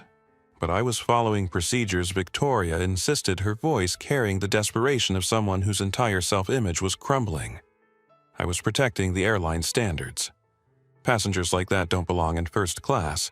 David felt his own professionalism being tested by his client's continued refusal to accept responsibility. Victoria, passengers like that was the CEO's daughter. You framed the owner's family member for theft. Even if your discriminatory motivations were legally defensible, which they aren't, you committed multiple felonies in the process. The attorney's blunt assessment finally penetrated Victoria's denial. She began to understand that her actions hadn't just violated airline policy or social norms, they had crossed the line into criminal behavior that would follow her for the rest of her life. At Meridian Airlines headquarters, Marcus Blackwell was conducting his own investigation with the thoroughness of someone who understood that institutional problems required institutional solutions. The preliminary report from Human Resources painted a disturbing picture of Victoria's 5-year tenure as senior purser. 17 formal complaints involving passenger discrimination, reported HR Director Michael Stevens, reading from a thick file. Multiple reports of passengers being relocated or removed based on subjective assessments of whether they belonged in premium cabins. 8 complaints specifically mentioned racial profiling. Marcus felt a cold anger building as he realized how completely his airline had failed its passengers. How were these complaints handled? Most were classified as passenger service disputes and resolved with standard form apologies and minor compensation. Miss Hartwell's supervisors noted the complaints in her file but described her as maintaining high standards for premium cabin experience. The euphemistic language revealed a deeper problem. Victoria's discriminatory behavior had been reframed as quality control rather than recognized as the civil rights violations they actually represented. Elena Rodriguez, adjusting to her new role as senior purser, was working with the training department to develop protocols that would prevent future incidents. Her first-hand experience with Victoria's methods gave her unique insight into how discrimination could be disguised as customer service.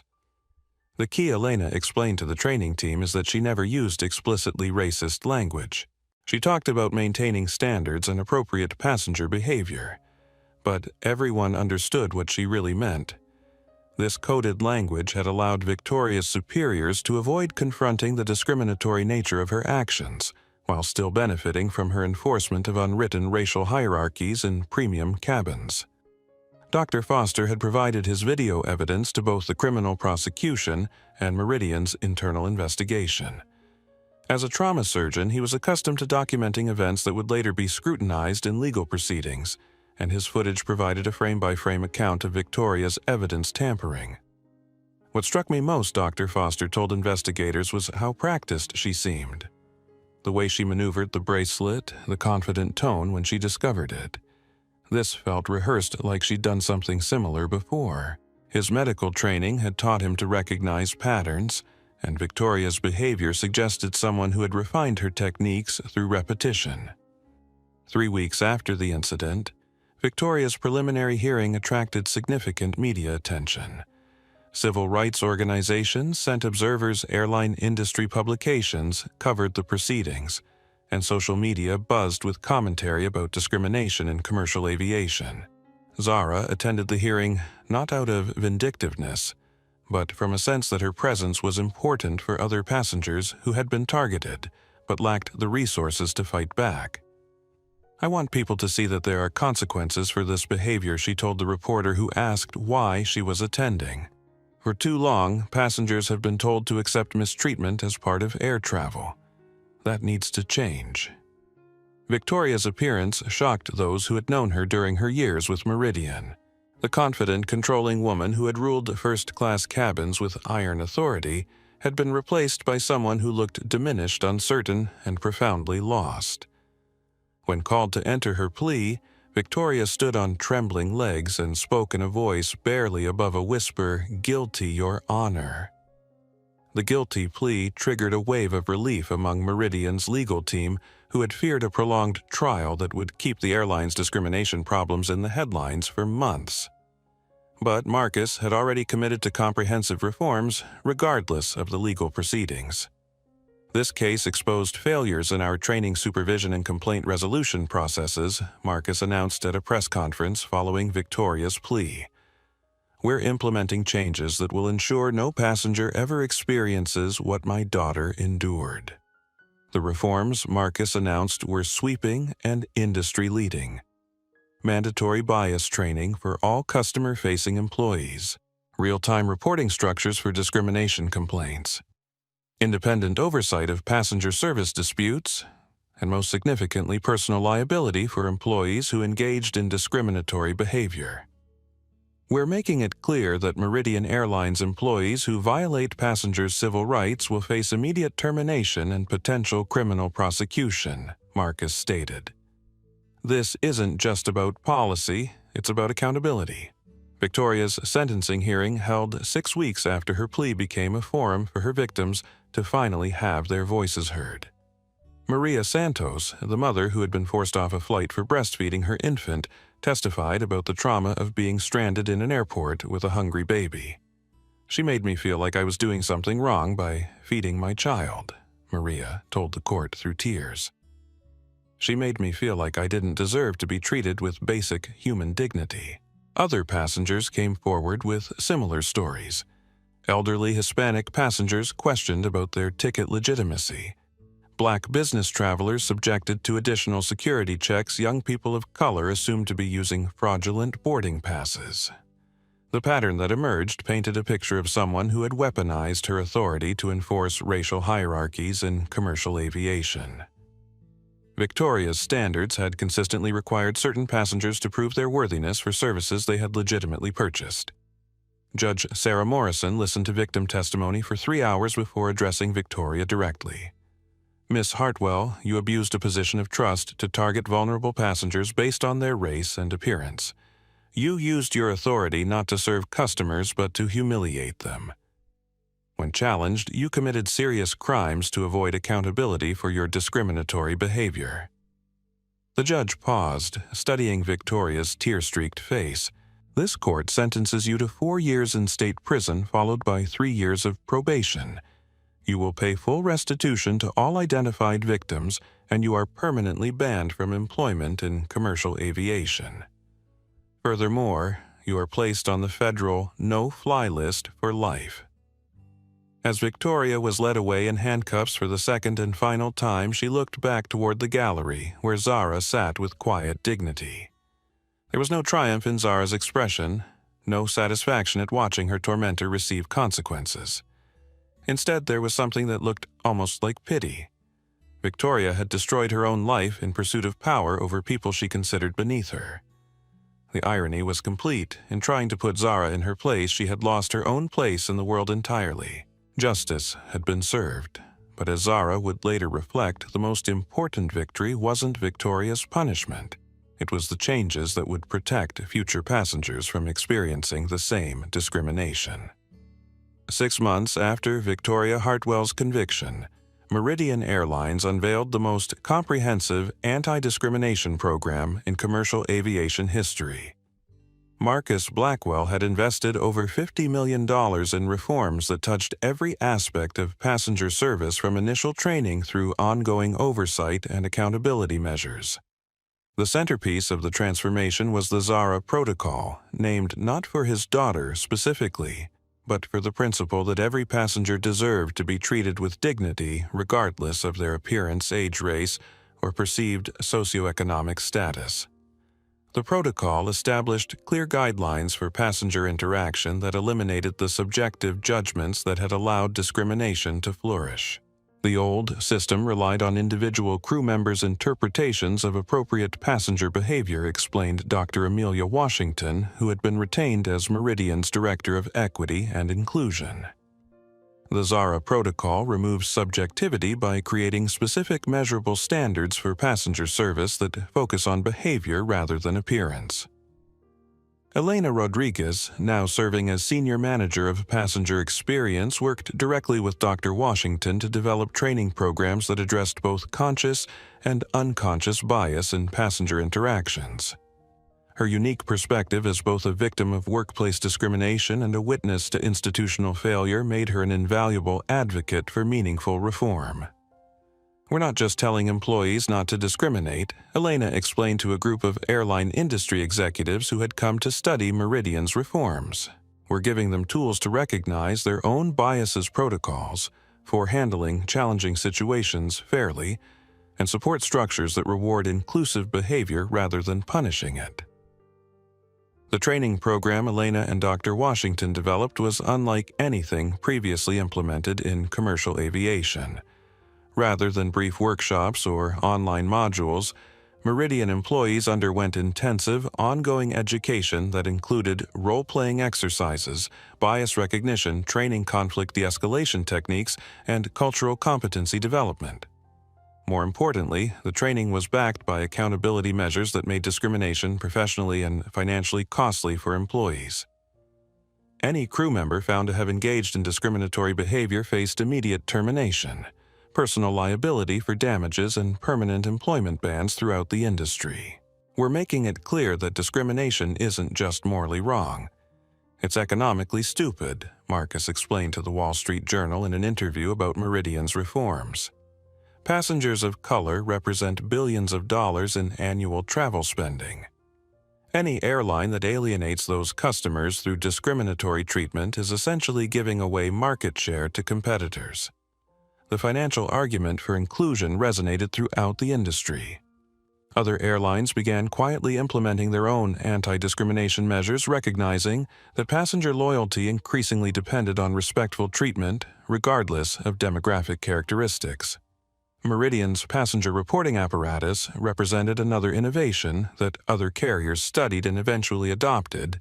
Rather than forcing customers to navigate complex complaint procedures, The airline created multiple channels for real-time discrimination reporting, including anonymous text messaging online forms and direct communication with specially trained customer service representatives. The key insight Dr. Washington explained to a congressional subcommittee studying discrimination in transportation was that most passengers don't report discrimination because the complaint process is more burdensome than the original mistreatment. By making reporting simple and ensuring rapid response, we've created accountability mechanisms that actually function. The results were measurable and impressive. Within 6 months of implementing the new protocols, Meridian's customer satisfaction scores among passengers of color increased by 40%. Discrimination complaints dropped by 80%, not because discrimination was being hidden more effectively, but because it was being prevented more successfully. Perhaps most significantly, Meridian began attracting passengers and employees who had previously chosen other airlines specifically to avoid discriminatory treatment. The company's reputation for inclusive customer service became a competitive advantage that translated directly into market share and profitability. Marcus spoke about these changes at the annual Airlines for America conference, addressing an audience that included CEOs from every major carrier in the country. Some of you are wondering whether comprehensive anti-discrimination measures are worth the investment, he said, standing before the industry leaders who had initially been skeptical of his reforms. Let me share some numbers that might change your perspective. He clicked to a slide showing Meridian's financial performance since implementing the ZARA protocol. Customer retention among diverse passengers up 35%. Employee satisfaction in customer-facing roles up 42%. Positive social media mentions up 60%. Legal expenses related to discrimination complaints down 90%. And most importantly for this audience, stock price performance since the reforms were announced up 28%. The numbers spoke louder than any moral argument could have. Treating passengers with dignity wasn't just ethically correct, it was profitable in ways that discriminatory practices never could be. Other airlines began implementing versions of Meridian's protocols, though none matched the comprehensiveness of the original program. Industry publications started featuring articles about dignity-based customer service and inclusive aviation policies.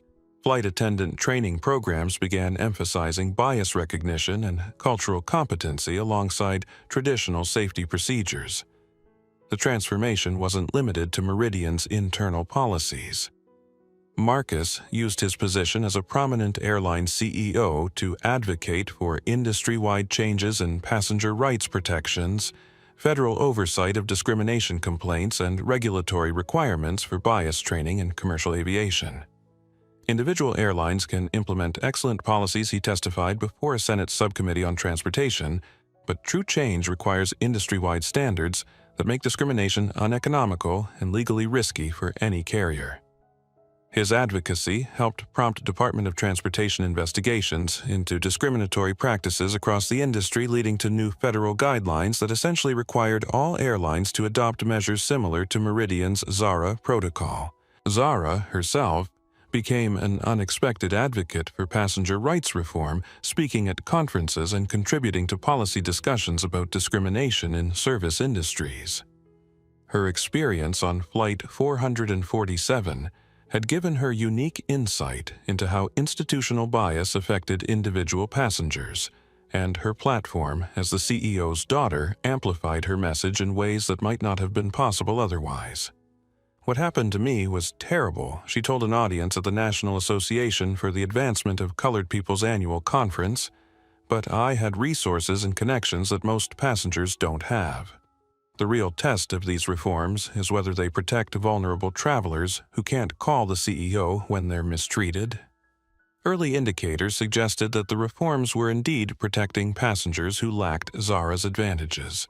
Discrimination complaints were being resolved more quickly, and fairly crew members were receiving better training on respectful passenger interaction, and most importantly, passengers from diverse backgrounds were reporting more positive travel experiences.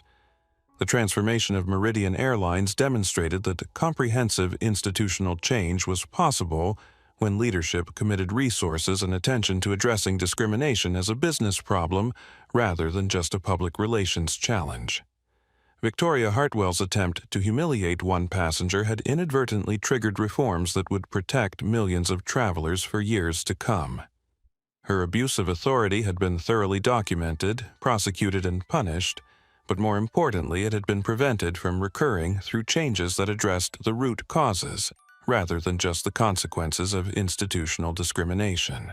3 years into her 4-year sentence, Victoria Hartwell sat in the common area of Georgia Women's Correctional Institution, struggling to understand how the woman she had been could have believed the things she'd once held as unquestionable truths. Prison had a way of stripping away the artificial constructs that allowed people to maintain comfortable delusions about themselves and their place in the world. Her cellmate, Maria Santos, the same woman she had forced off a flight for breastfeeding 3 years earlier, had been serving time for a drug possession charge that reflected the kind of targeting by law enforcement that Victoria was only now beginning to understand. The irony of their shared living situation had not been lost on either woman. "You really didn't think you were doing anything wrong, did you?" Maria asked one evening as they sat reading in their small shared space. The question wasn't accusatory. 3 years of shared meals, shared fears, and shared struggles had created an unlikely foundation for honest conversation. Victoria looked up from the sociology textbook she'd been studying as part of a prison education program. Reading about institutional racism, unconscious bias, and power dynamics through the lens of her own experiences had been a profoundly unsettling education. "I thought I was maintaining standards." Victoria admitted, her voice carrying the shame of someone who had been forced to confront the ugly truth about her own motivations. "I convinced myself that questioning certain passengers was about security, about protecting the airline's reputation. I never admitted to myself that it was really about protecting my own sense of superiority." Maria nodded thoughtfully. "My son is 8 now. When I get out next month, I'm going to have to explain to him why his mother was in prison.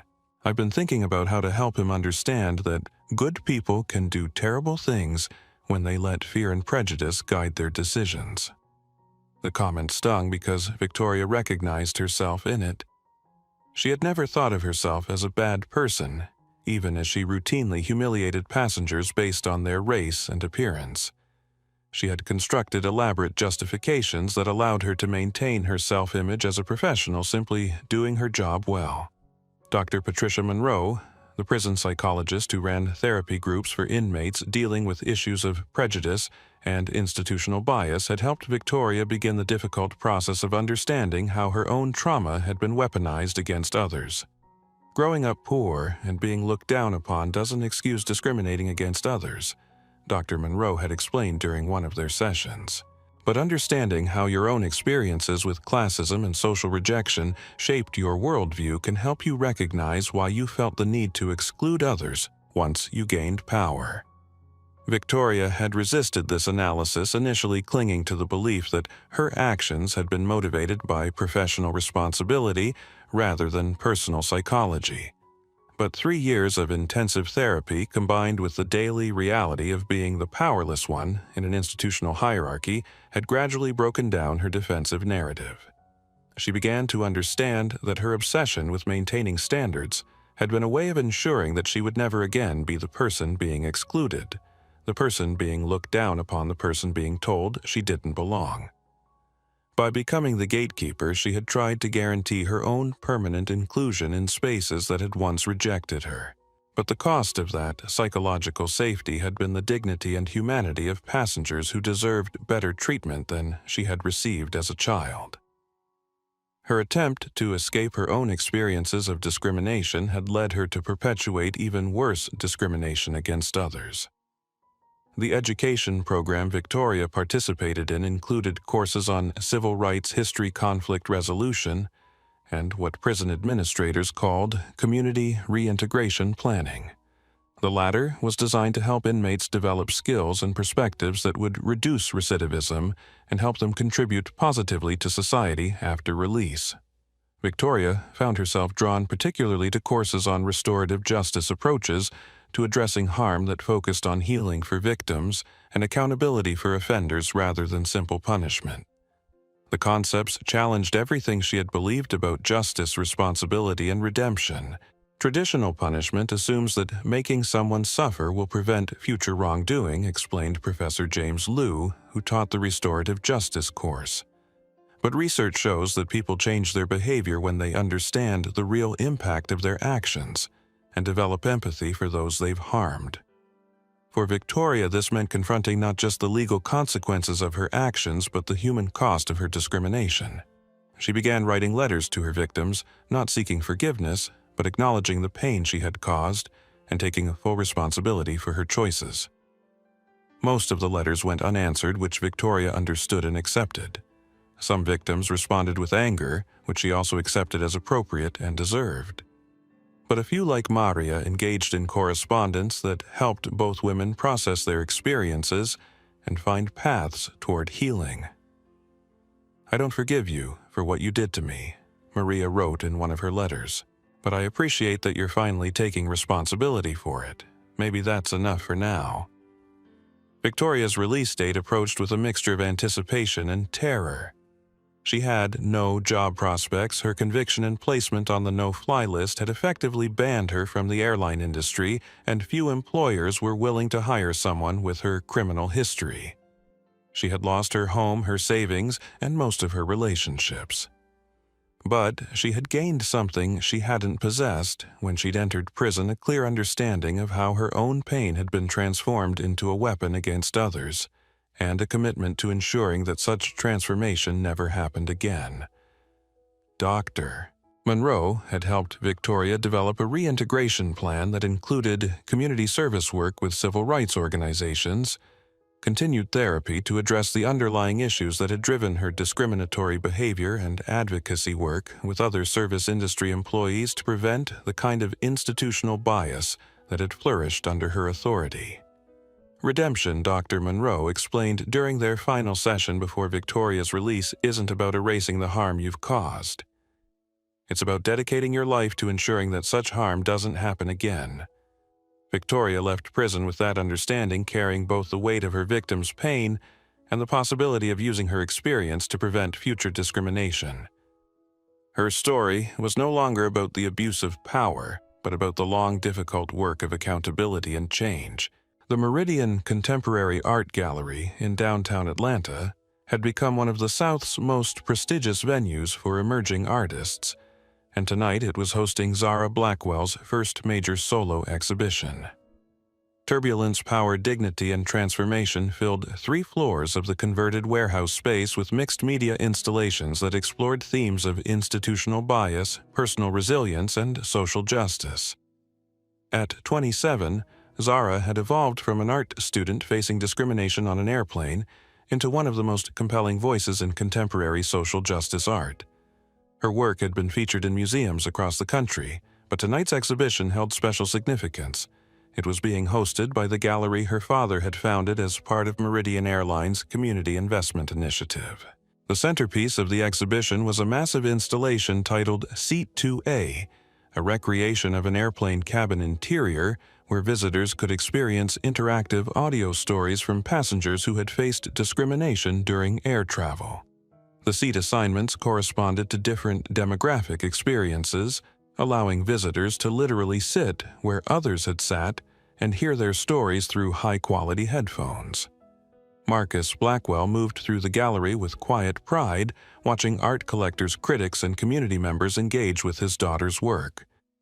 The transformation of both Zara and the airline industry over the past 5 years had been remarkable, but tonight felt like a culmination of lessons learned and progress achieved. Meister, Blackwell approached a young journalist from the Atlanta Journal-Constitution. "Can you talk about how your daughter's experience 5 years ago influenced both her art and your airline's policies?" Marcus smiled, watching Zara explain one of her pieces to a group of collectors. "What happened on Flight 447 was traumatic for my family, but it also revealed problems that had been hidden for too long. Zara's art and Meridian's policy changes both represent responses to institutional failure attempts to ensure that dignity and respect aren't privileges for the few, but rights for everyone. The journalist nodded, scribbling notes. In the gallery itself, this is part of Meridian's community investment program. Art has the power to change how people think about social issues, Marcus replied. By supporting artists who address justice and equality, we're investing in cultural change that extends far beyond our own industry. Near the gallery's entrance, Elena Rodriguez admired a piece called Voices in the Galley, a sound installation that featured recorded conversations between flight attendants discussing passenger interactions. Elena's own voice was part of the piece, sharing her experience of choosing truth over job security during the Flight 447 incident. It's strange hearing my own words in an art gallery, Elena told Dr. Foster, who had come to the opening to support Zara's work. But important too. People need to understand that discrimination requires bystanders to stay silent. Dr. Foster nodded, studying the installation with his characteristic attention to detail. Your decision to speak up changed everything. Medical research shows that institutional change almost always requires someone inside the structure to break ranks and tell the truth. As a medical professional doctor, Foster had become interested in the parallels between institutional bias in healthcare and other service industries. He'd written several papers about discrimination in patient care using the Flight 447 case as an example of how comprehensive reform could address deep-rooted problems. The gallery's catering staff moved through the crowd with practiced efficiency, offering champagne and hors d'oeuvres to the well-dressed guests. Among them, almost invisible in her black uniform and subdued demeanor, Victoria Hartwell carefully balanced a silver tray while navigating between clusters of art patrons. At 42, Victoria looked older than her years. Prison and its aftermath had taken a physical toll, but more significantly, the psychological weight of confronting her own capacity for cruelty had fundamentally changed how she moved through the world.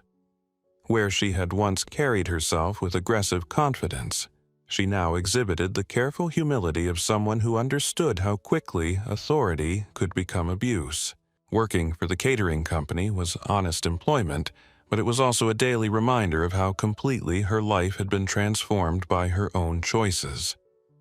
The woman who had once ruled airplane cabins with iron authority now served drinks to people who barely noticed her existence.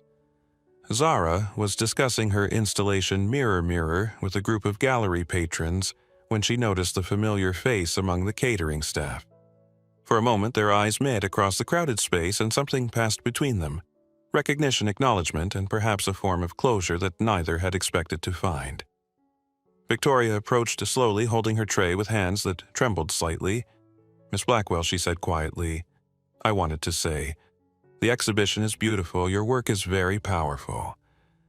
Zara studied Victoria's face, seeing genuine appreciation rather than the calculating assessment she remembered from Flight 447. "Thank you. That means something coming from you. I know I don't have the right to ask." Victoria continued, her voice barely audible above the gallery's ambient noise. "But I wanted you to know that I've spent the last 5 years trying to understand and make amends for what I did. Not to you specifically. I know that's not my place, but to try to ensure it never happens again." Zara reached for a glass of champagne from Victoria's tray, their fingers briefly touching in the exchange. "I hope that's true. What you did was wrong, but what matters now is what you do with the rest of your life." "The service here is excellent tonight," Zara added, placing a $20 bill on Victoria's tray. "Thank you for your professionalism." The words echoed what Zara had said at another gallery 5 years earlier, but with a different context and meaning. This wasn't charity or condescension, it was recognition of Victoria's humanity and an acknowledgement that redemption, however difficult and incomplete, was possible for those willing to do the work. Victoria nodded once her eyes bright with unshed tears and continued through the gallery crowd. She had lost everything she'd once thought important: authority, status, respect based on fear rather than merit. But she had gained something more valuable, an understanding of her own capacity for both harm and healing, and a commitment to ensuring that her story served as a warning rather than a model. As the evening continued, art lovers, critics, and community members engaged with Zara's work, discussing themes of power, prejudice, and transformation. But perhaps the most meaningful moment had been the brief exchange between victim and perpetrator, two women whose lives had been forever changed by events in Seat 2. A now finding a form of peace in the shared understanding that growth, however painful, remained possible. The exhibition would run for 3 months, sparking conversations about discrimination justice and the ongoing work of creating a more equitable society. But the real transformation in hearts' minds and institutional practices would continue long after the artworks were taken down, a living testament to the power of truth, accountability, and the possibility of redemption through dedicated effort to make amends. This story serves as a reminder that character isn't defined by the price of your ticket or the color of your skin. It's revealed by how you treat others when you think no one is watching.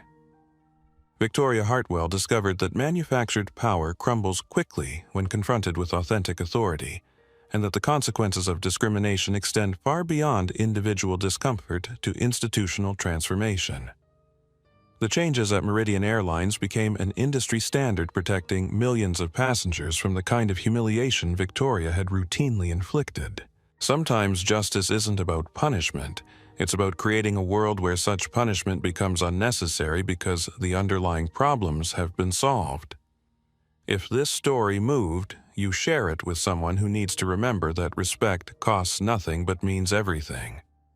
Hit that like button if you believe everyone deserves to be treated with dignity, regardless of their appearance or background. Subscribe to our channel for more incredible stories of justice and transformation that prove change is possible when people have the courage to stand up for what's right. Don't forget to turn on notifications so you never miss these powerful stories that remind us all that true leadership isn't about having power over others, but about using whatever power you have to lift others up, especially when they least expect it and most deserve it. Share this video with your friends and family because sometimes the most important conversations start with the stories that make us think differently about the world around us. Your comments and engagement help these stories reach more people who need to hear them. Together, we can create a world where dignity, respect, and justice aren't the exception, they're the rule. Но сейчас вроде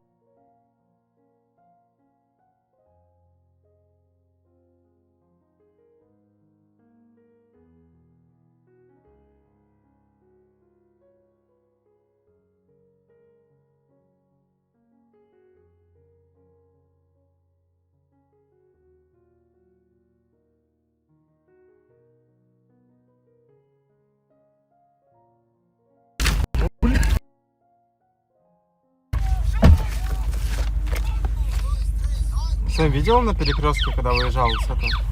Поехали, брат, пожалуйста, интернет, не умоляю. Я все. Пам. Да, вот это тоже, да? Трёп. Uno, dos, tres. Перформанс.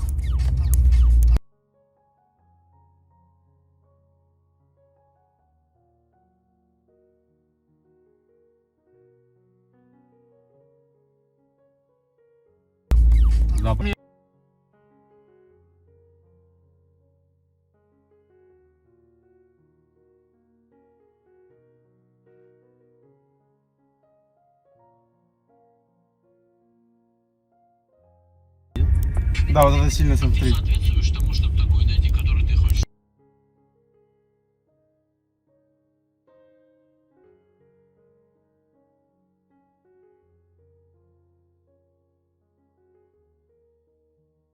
О, О, смотри, вот что-то залили бетоны. О. иди ложись. Тебе я говорю. Раз. Посадили На себя. Конгрессной, да, вот.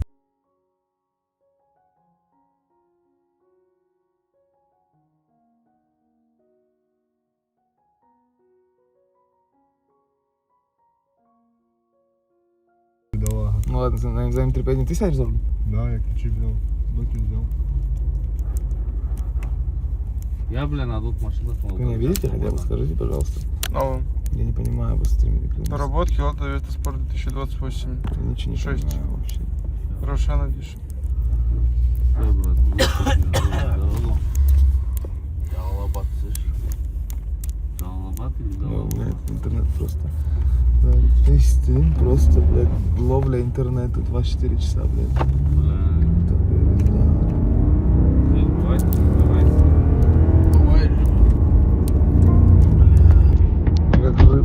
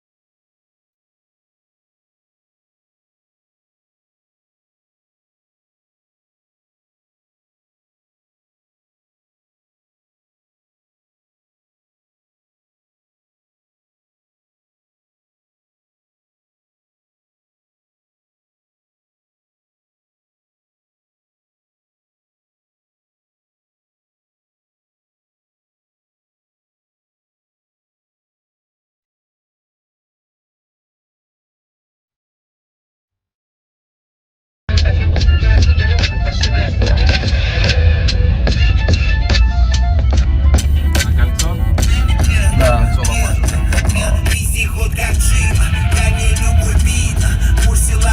Алло, слышно? Поймал вроде меня. Пацаны, здорово. Мы в Краснодаре.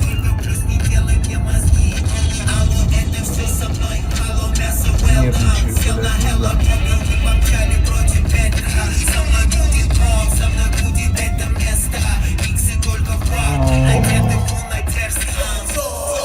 Мне такой злой, я просто шею отгрыз бы нахуй. Да, в Одессе, видите, тоже аппарат. Тебя просто голову откусил бы. Понял? Да. Я понял?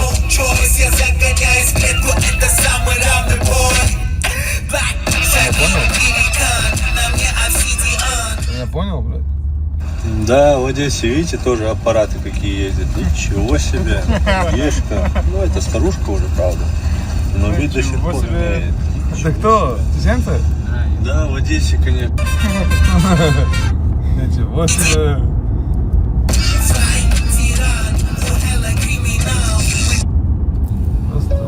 Просто, блядь. Лукик за 5К сейчас имбешь, что ли, хочешь сказать? А?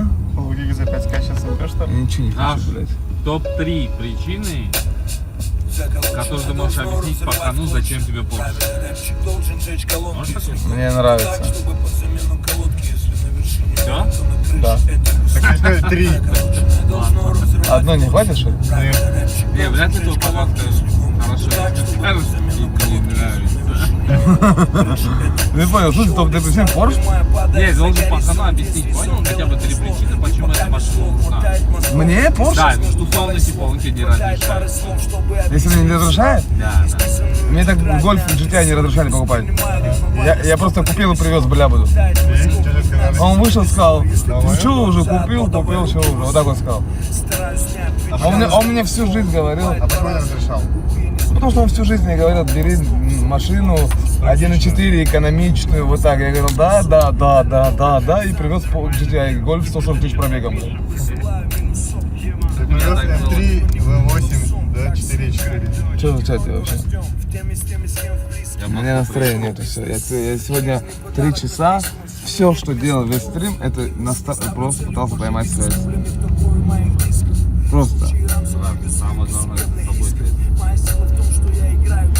Почему в центре вот охуенно ловит? Ну, тоже, я только тупые вопросы задаю сам себе. Не, подожди, в центре сейчас будет, если мы поедем в центр, там не будет говорить. Почему? Не, вот тут везде ловит. Не, прям в центр. Титон, хорошо, где твой кошелек? Ну, в М5 90 синий. И что он там делает? Ну, кайфует. А что ты без него? Все понял, братан. Хай похуй. Зато у меня Веста Спорт новая, блядь. Тонированный. Ау, сейчас Тая дрифт не выкладывает, купил. На чё? Да, на обкатку, поехали. Мне надо машину достать, братцы, они так будут валяться все целый день там. Какого валяли сейчас? А? Какого валяли историю? О, смотри, этого типа. Бля, вот он ебанутый. Мясо покушаем. Да, там вкусное Я мясо. не хочу она поехать. Море, успокойся. Иди нахуй. Иди нахуй, говорю. Так нервный, блядь, сидит по ухам, блядь, жужжишь нахуй, блядь. Ты кто такой? Свана, Оу, Ты сбег, где мой ара? Вот, может, блядь. Ты нервный, оу.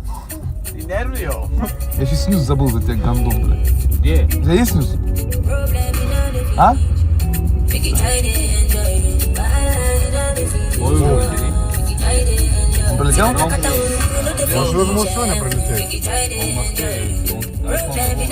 Сегодня, по-моему, не пролетит он. Кому? Задерживает рейс. Задерживает? Да. Ё-моё. Завтра.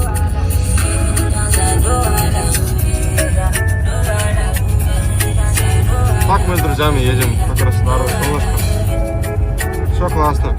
Вот едем уже 90. А может, он завтра с Attendant прилетит, видишь? Веста где? Да, блядь, стоит вот тут, сейчас я Порш заберу. Сука, отвезу ее, хотя бы в Виту поставлю Порш. Порш. Он стоит хуй знает где, блядь. Не, вот там 3 стоит хуй знает где, Порш еще нормально. Не нервируйте меня. Так нервничаю, блядь.